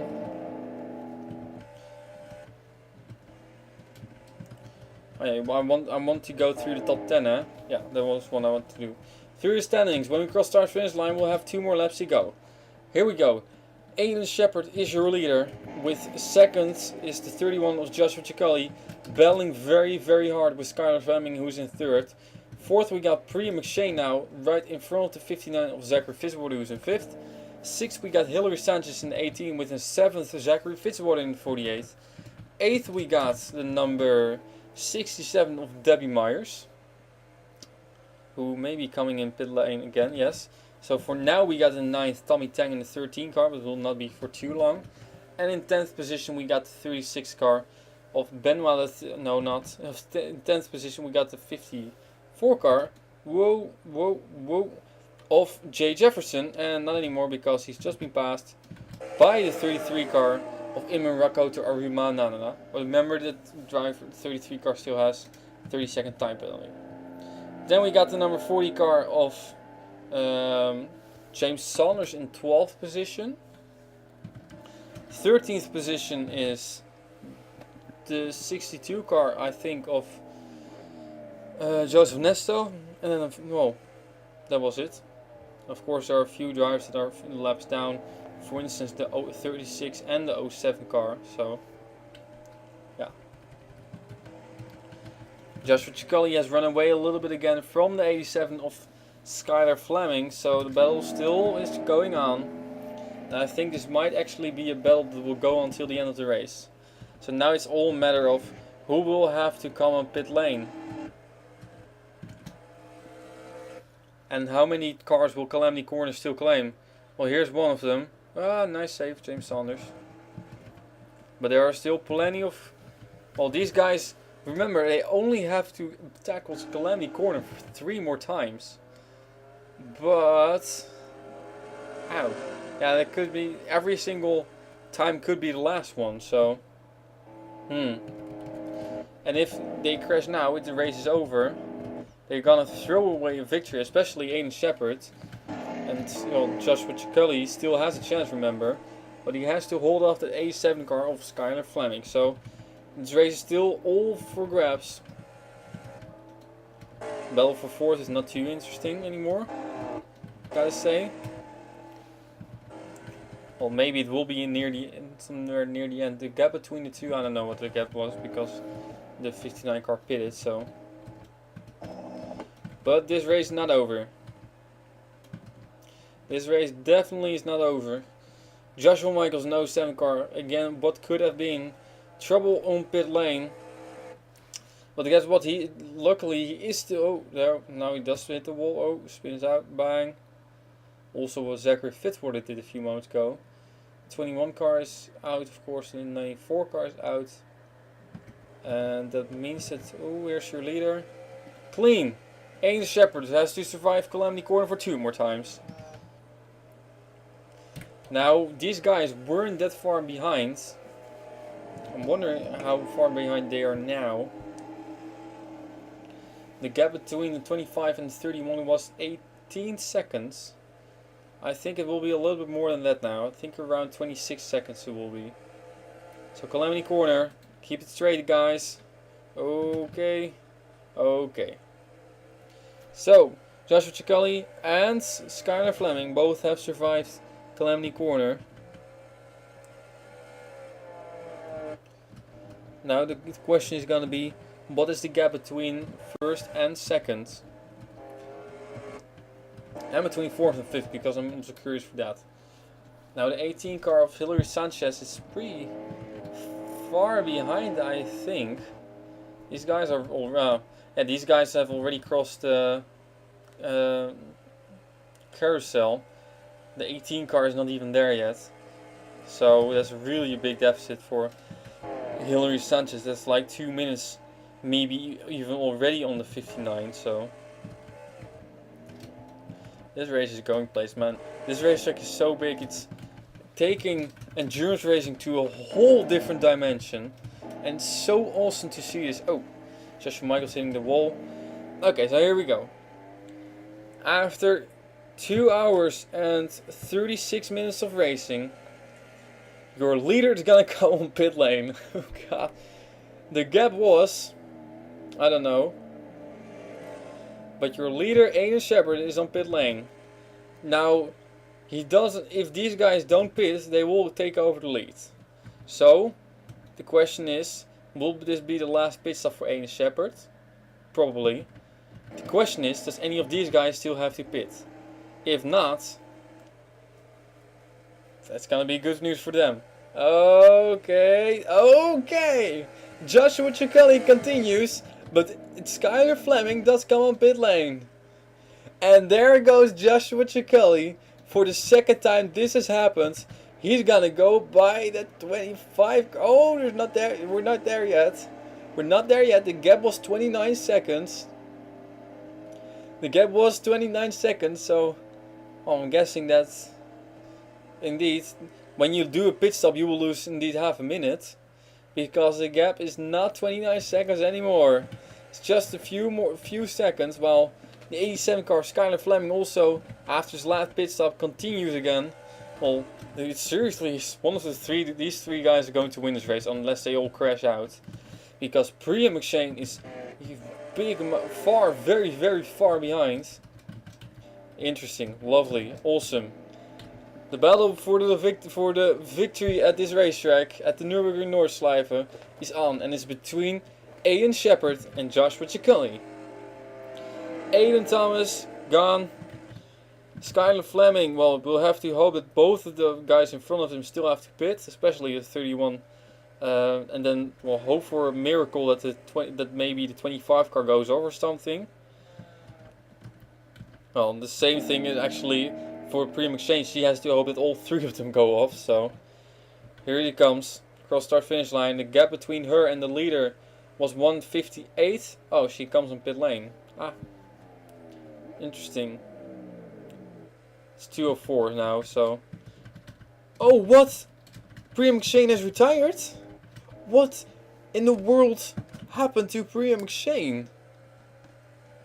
Ah. What? Priya McShane from 4th position pulls on pit road and retires from this race with just 2 more laps to go. Calamity Corner claims another victim, and it was Priya McShane in 4th place. Wow, incredible. I'm speechless. That's something I had not expected. And did Hilary Sanchez, did she also go off? Or was this all planned? Okay.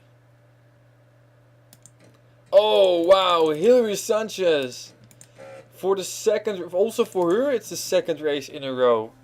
Goes into the guardrail, not even. She just loses control and she will slam into that guardrail on the outside Calamity Corner, and that will flip her over on the roof. And that's gonna be flip number 7 of this race. Hilary Sanchez was doing a great job, finally has made her way up to 6th place.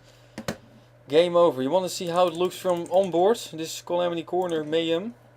Well, sure thing, here we go. Such a shame for Hilary Sanchez. She was doing a great job and oh boy.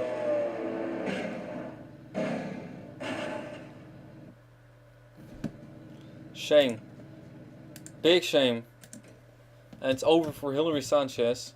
Still the 9 car on pit lane.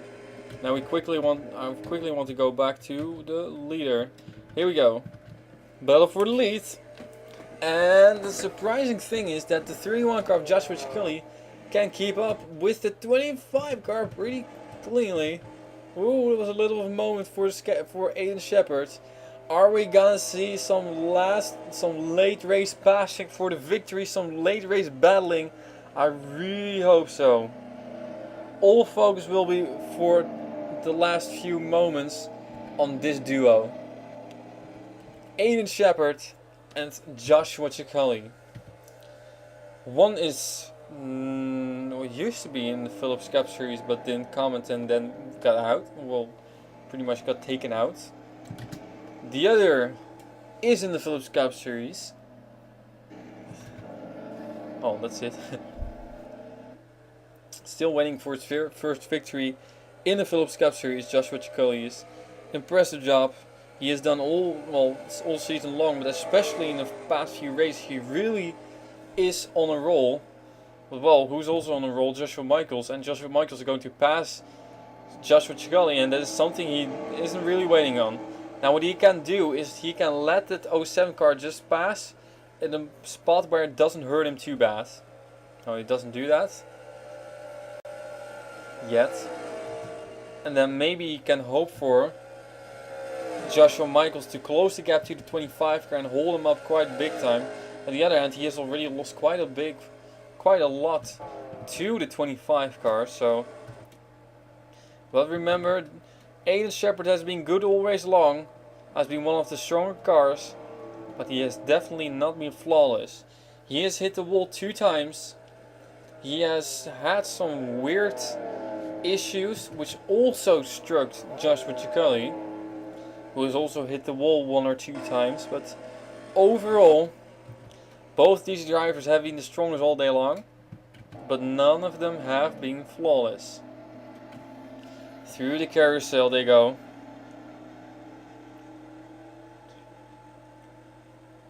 I think the gap will be somewhere between around 5 seconds now between Aiden Shepard in the lead and Joshua Ciccoli in seconds. And Joshua Michaels is a little bit further behind. Now, of course, everything can still happen, and this is especially that part after the carousel, which is the most difficult part of the track. But of course, the other hand, well, I don't know. It could be an opportunity for Joshua Michaels goes a little bit wide. It could be an opportunity for Joshua Ciccoli. That this is difficult, but it could also be a threat as well to him, because whatever Aiden Shepard will have to face, he goes off track, but he makes it. But whatever Aiden Shepard will have to face, he will have to face as well. So Shepard making a little bit of a mistake over there, but still staying in front of Joshua Ciccoli. He did lose a little bit of time, I guess. But not much. Maybe a second, but not more than a second he lost in that deal. But of course we still have Calamity Corner. If Aiden Shepard goes off, he will have some serious difficulties staying in front of the 31 car, and it could be over. If Joshua Ciccoli goes off in Calamity Corner, it's done. He's over. It's all done. So, here we go. And of course, always keep an eye out for this guy in 3rd place, Aiden Shepard. Never count him out until they've crossed the start-finish line. First one to tackle Calamity Corner, Aiden Shepard. Joshua Ciccoli will follow pretty soon as well. Shepard taking it easy, smart move. Joshua Ciccoli taking it a little bit easy as well, smart move. And both have survived Calamity Corner. They will have to survive Calamity Corner one more time. 4th we got over here, 5th, 6th, 7th, 8th, 9th, and 10th, I guess. Wow. Yeah, we've lost the 18 car, obviously, Hilary Sanchez. And still that 4 car, Pre McShane is out, but scored still in the top 5 in 4th position. Oh, yeah, I don't think Joshua Ciccoli will be very happy with Joshua Michaels. The 2 Joshuas now working against each other, so no good for Joshua Ciccoli, who will kind of sees a chance for a victory go up in smoke the longer the 07 car keeps battling him.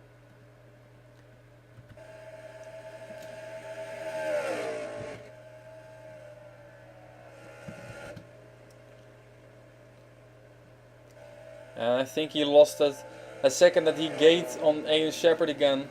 After Aiden Shepard's little moment, I think he lost that again already.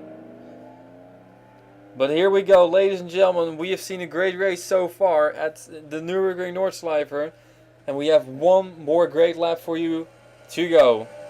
Aiden Shepard, your leader. Joshua Ciccoli comes on pit lane. No, not. He thought about going on pit lane, but he doesn't. Gap is now 6.5 seconds. 6.5 seconds. Joshua Ciccoli is behind. But now the 07 car has gone by. Now let's take a look at those lap times.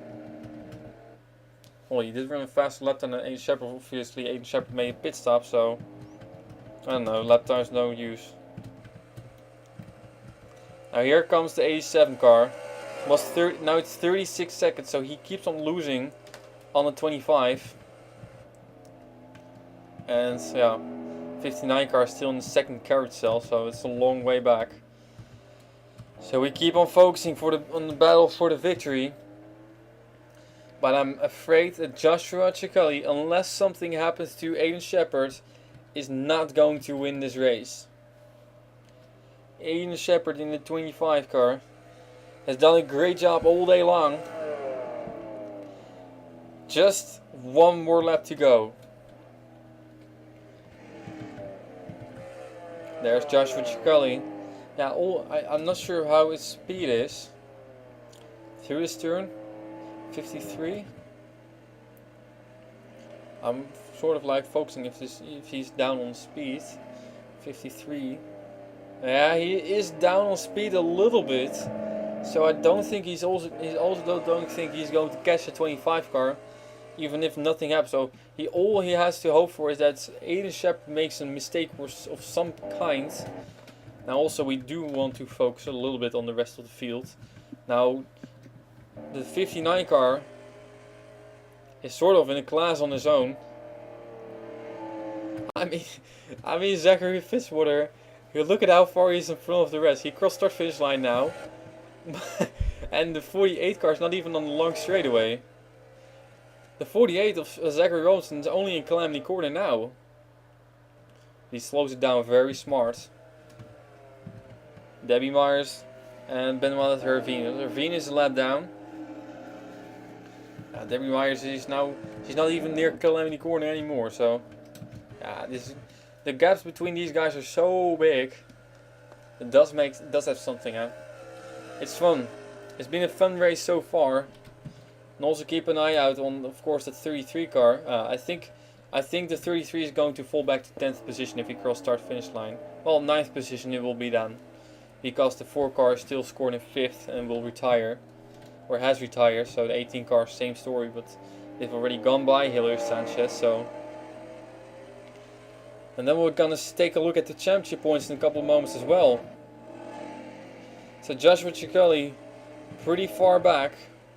But the point is that I think Aiden Shepard is losing also a bit on the 07 car. I'm not sure. I'm not sure. Wow, look at him sliding around this turn. 47, he went through that turn. 47. A little bit faster. So Joshua Michaels has a little bit faster car. 47, 51. Okay, interesting. So now Aiden Shepard seems to be like, well, it's also not really specific for those turns. Maybe it doesn't really matter. Some drivers are faster in other turns than others and all that kind of stuff.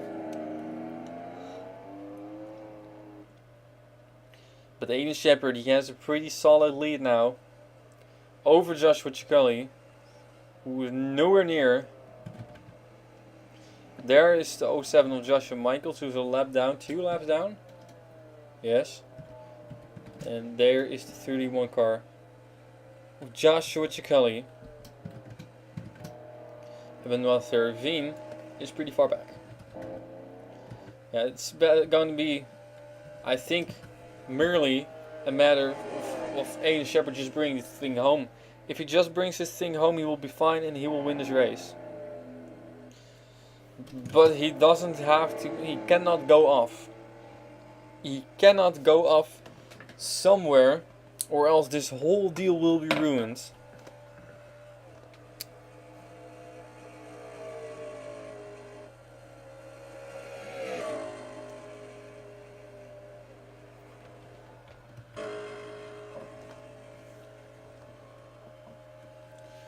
Aiden Shepard in the number 25 US Army. What is it? Mercedes? Oh, he goes off! He goes off! Oh. Aiden Shepard has gone off track. Now, will this be an opportunity for the 31 of Joshua Cicchelli? I don't think so.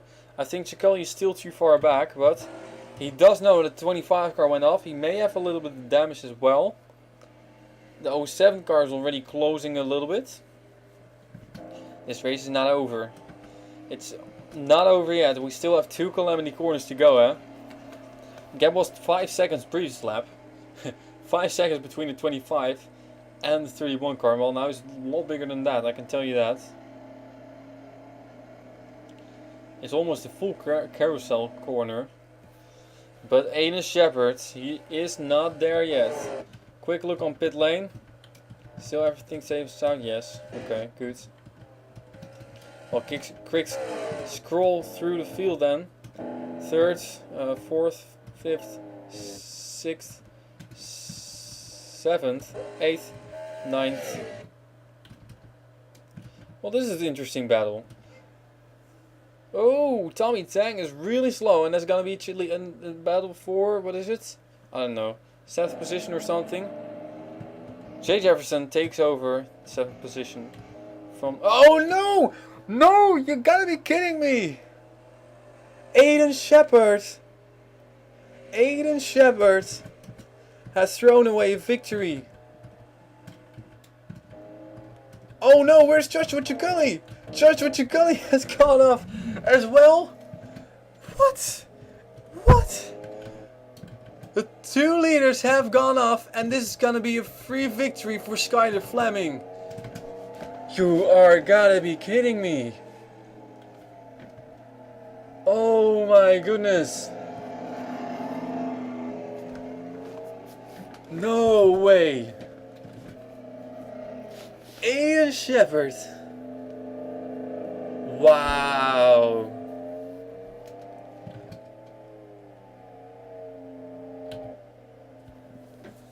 I thought I've seen everything with the Le Mans race number 1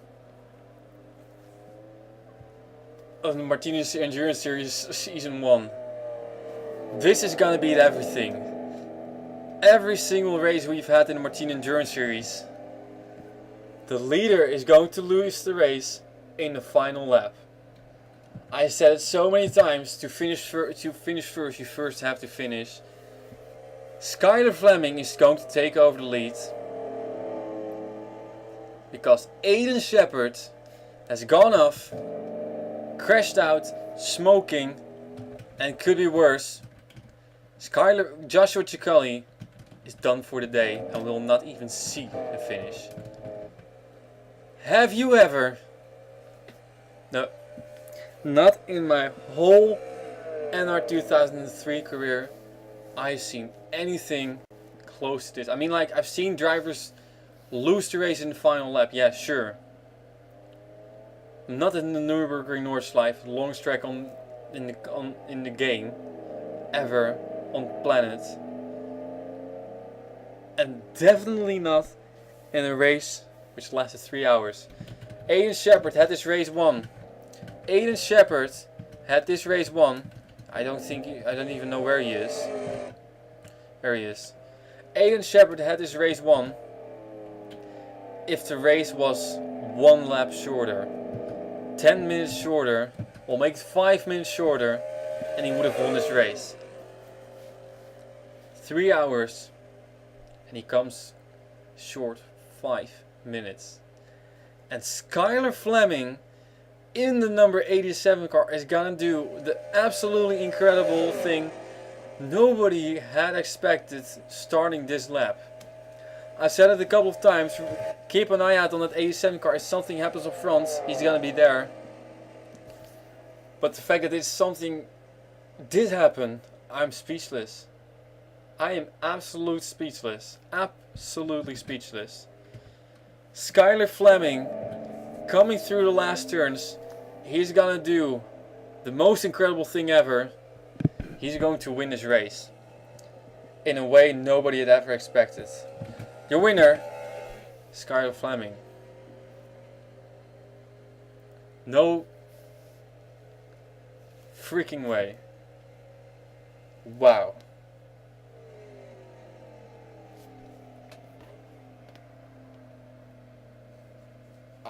I do feel really bad for Aiden Shepherd. I mean, we're gonna take a look at what happened in a few moments, but man, how disappointed that man must be. First of all, Benoit Théravine, teammate, who was running in 4th place, just had some weird, crazy pit stop issues, stopped on track. But nothing beats this. The final lap of this race. And his race is over. I mean, he's still going to finish. He is still going to finish in, what will it be? 2nd place. He doesn't care. He doesn't probably give a single shit about 2nd place. All he will see is a victory going up in smoke. And happy 3rd will be Zachary Fitzwater. Zachary Fitzwater in the number 59 car will come in 3rd. Oh, I guess he would have loved to finish the 2nd, but I think he will take it. I think he will take it. Everybody he has battled with this day pretty much retired from the race. Pretty much saying, then eventually whatever. Now, Zachary Fitzwater is going to finish in 3rd place. Crazy. Absolutely crazy. 48th. Zachary Robinson will probably finish in 4th then. Diesel. He still has a long way to go. I mean, like, so much has happened in the final lap. I mean, the 13 car of Tommy Tang has also retired. He was running in 8th place. I don't know what happened to him. We'll take a look at that. But the biggest moment ever, I think, I don't know what happened. Aiden Shepherd, Joshua Ciccoli, 1st and 2nd went off. Both 1st and 2nd went off in the final lap. Man, I really feel bad for Joshua Ciccoli and Aiden Shepherd especially. I mean, they could have won this race easily. Well, not easily of course, but after everything they've gone through this whole race long, they could have won this race. And wow, I'm really curious also about their comments. But this is incredible, man. This is absolutely incredible. Zachary Robinson will be the next to finish in 4th place then. Sorry. And, well, that will be his 2nd top 5 finish for him in a row. I think he will take it, but wow. Speechless. And guess who will finish in 5th place? The most mangled up car which is still on the track. Debbie Myers in the number 67 car. This race car has been crooked ever since lap number 1. Completely mangled up race car. But she will bring it home in 5th place. We're not there yet, of course. I mean, she still has quite a long way to go. I'm also, by the way, curious if these guys can bring it back one more lap. I think they will. Joshua Ciccoli on pit lane. Again, a heartbreaker for him. Crazy. Okay, we should also show 36 car over of Benoit Théravine finishing. I think he'll be disappointed, but nothing compared to his teammate, who just crashed out in the final lap. Piston problem it was, well, obviously it was due to a crash, so 31 car. I mean, like, the Aiden Shepherd crashed out, but yeah, he still managed to finish the 2nd, so he doesn't get the victory, but I think it will be heartbreak for him as Benoit Théravine finishes, but Joshua Ciccoli doesn't even finish, and he will probably end up somewhere in 11th position. Maybe not even in 11th. If he's lucky, he will end up in 11th. But here we go. Debbie Myers coming over the start-finish line. She will finish in 5th place with a car which can barely be named a car. It wasn't that big. Okay, so this battle is not over yet. 6th will be Jay Jefferson. Okay. Still, a 33 car has a 30-second penalty. So, yeah, and it will probably still mean that he will finish in front of the 40 car. So he will only lose. He will probably not even lose a single position with that. So, Jay Jefferson. Can he bring it around? Yeah, I think he will be able to do it. Jay Jefferson will be finishing in 6th position. And that will be his 2nd top 10 finish in a row. And I think he will still, I'm not sure about the points lead, but there you go. Great job. There he goes. Joshua Ciccoli has officially retired due to an accident. And the 54 car will be, weird. For some reason the 31 car is still scored as 6th, but well, we'll have to get. Oh yeah, that's probably some weird stuff. That will probably mean that he will just fall back, and assume that the 54 car officially will finish just in 6th position, and the 33 car has finished in 7th position, and now we're just waiting for the 40 car of James Saunders to finish in 8th position, and then we'll get Joseph Ernesto to finish in 9th position, while the 07 car will probably finish in, well, probably 13th, 12th, I don't know. It was a lap down, so. But we're not gonna. Well, it isn't right that Joshua Ciccoli finishes in 6th position, and neither that the 13 car of Tommy Tang will finish in 9th position, because of course neither have finished. So, but I think that because the 31 car just retired, he will just be scored as 6th, which is of course obviously not correct. So we've had the same thing happen last year with I think the 59 of Zachary Fitzwater. So just this racetrack, I think mainly because the pits, how do you call it, pit stalls are after the start finish line instead of before it. So that's probably what's causing this confusion. And we still have some replays for you as well. Yeah, it's a long race, I know. Oh.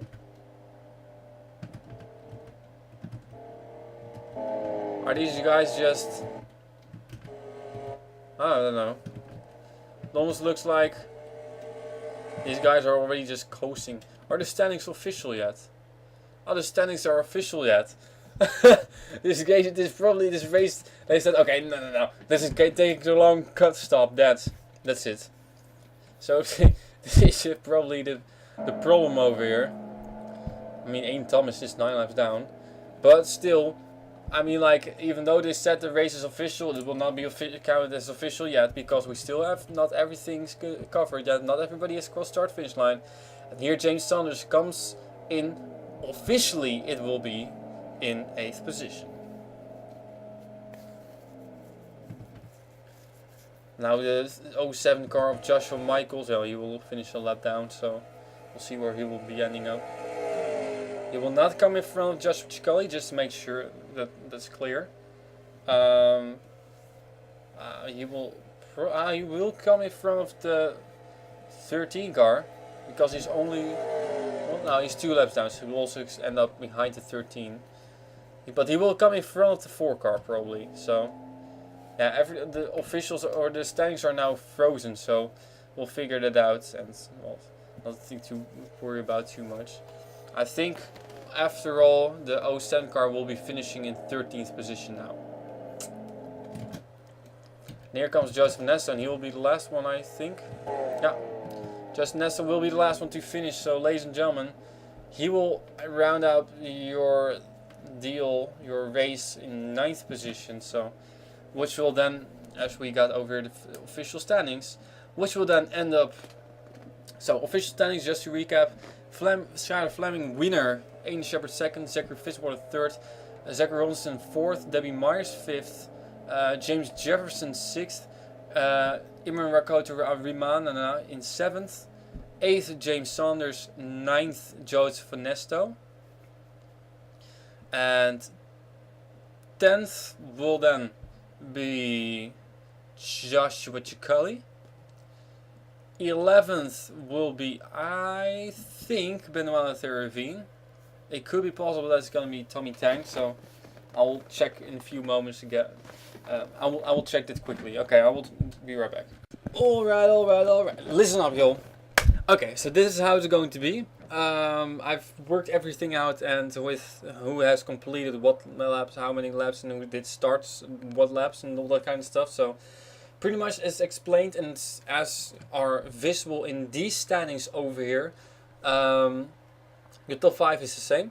Then we got Jay Jefferson in the 6th, 7th Imran Rakota Arimanena.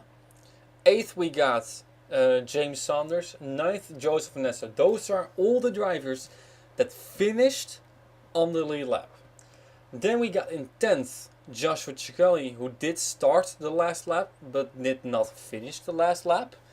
And Tommy Tang, who also did start the last lap but did not finish the last lap. He came on pit lane right after crossing the finish line, taking the white flag and retired. So they are 10th and 11th. Then in 12th we got the 36th of Benoit Ravine, who did go one lap down. So he pretty much finished one lap down. He did finish the 1-2 last lap, the 17th lap, but he did never start the final lap, and that's why he's behind the 31 and the 13. And the same thing is actually for Joshua Michaels, who finished then in 13th position. He did start lap number, or he did finish lap number 17, but never started lap number 18. Then we got Priya McShane in the 4 and Hilary Sanchez in the 18, who never finished lap number 17, but who did start lap number 16. So that's how it's going to be, and pretty much everything from 16th onwards is the same. So let's take a look at the moment you've all been waiting for. What took this victory away from Aiden Shepherd? Let's take a look at this. It was Calamity Corner number 2, and you see him already go sliding over there. He was already pretty crazy, and he has gone off at this point. I'm not sure if he's gone off at this point, but here he goes. And it's a big one, because he will go all the way up on his roof. And at this point he's probably thinking, oh no. Well, probably he's thinking like, oh shit, help me, I'm flipping over. And there you can see Aiden Shepherd, his victory, gone up literally in smoke as well. And that's a heartbreaker for him. Now of course you gotta wonder what happened to the guy behind him. There is Joshua Ciccoli. I mean, like, he is working his way through. Here comes Joshua Michaels. He misses him. Okay, so nobody hits the 31, 25. But here comes Joshua Ciccoli. Does exactly the same thing. I mean, can you imagine this? You got final lap, the leader goes off, and only a few moments later on the second place goes off. Exactly the same point. This is absolutely incredible. Oh no. Such a heartbreak for both of them. Yeah, and now it's of course the soon or shortly after that. Oh, this is by the way where Tommy Tang, you can see here, crosses the line, starts the last lap, but he never finishes. Pretty much just like the 31 car. So that's why he's scored. I mean, he is retired. So we're gonna take a look at what happened to him. I don't know. I think he went off in Calamity Corner, to be honest. And I'm like the real Calamity Corner. And yeah, there we go. That's a shame. He was doing a great job. He could have gone top 5, I think. Ouch. Well, top 6 at least. Shame. Tommy Tang also out. So, ladies and gentlemen, well, we've seen one of the most incredible races I have ever done. And Skylar Fleming was 3rd, taking the white flag. Still won the race. Well, that was it for now. I want to thank you very much for watching, and the next race will be at also one of those crazy racetracks. However, we're not sure how crazy the race is going to be because we have never had a race over there. We'll go to the Isle of Man. If the field split up in 2 races, so everybody in points in the odd position, so first, third, fifth, seventh, and so on, will be in race number 1. Everybody who's in even positions will be in race number 2. I'm not sure how I'm going to do it. I'm probably going to do both races after my vacation. It could be possible that I'm going to do, I think I will do both after my vacation, then have one more race in the Valvoline Nürburgring Series and one more race in the Philips Cup Series before that. Not sure about it. I will see. You'll see it from me. It will be either coming at the late this week and otherwise early next week or something. You will see it appear. For now, I want to thank you very much for watching this crazy race at the Nürburgring Nordschleife. We had a blast, and I hope, well, at least I had a blast. I hope you guys had as well. Congratulations to lucky man Skyler Fleming, who pulled the upset and won this race. I will see you next time with the Dascar Martini Endurance Series, season number 4, 2017, here on Ziggo Sports.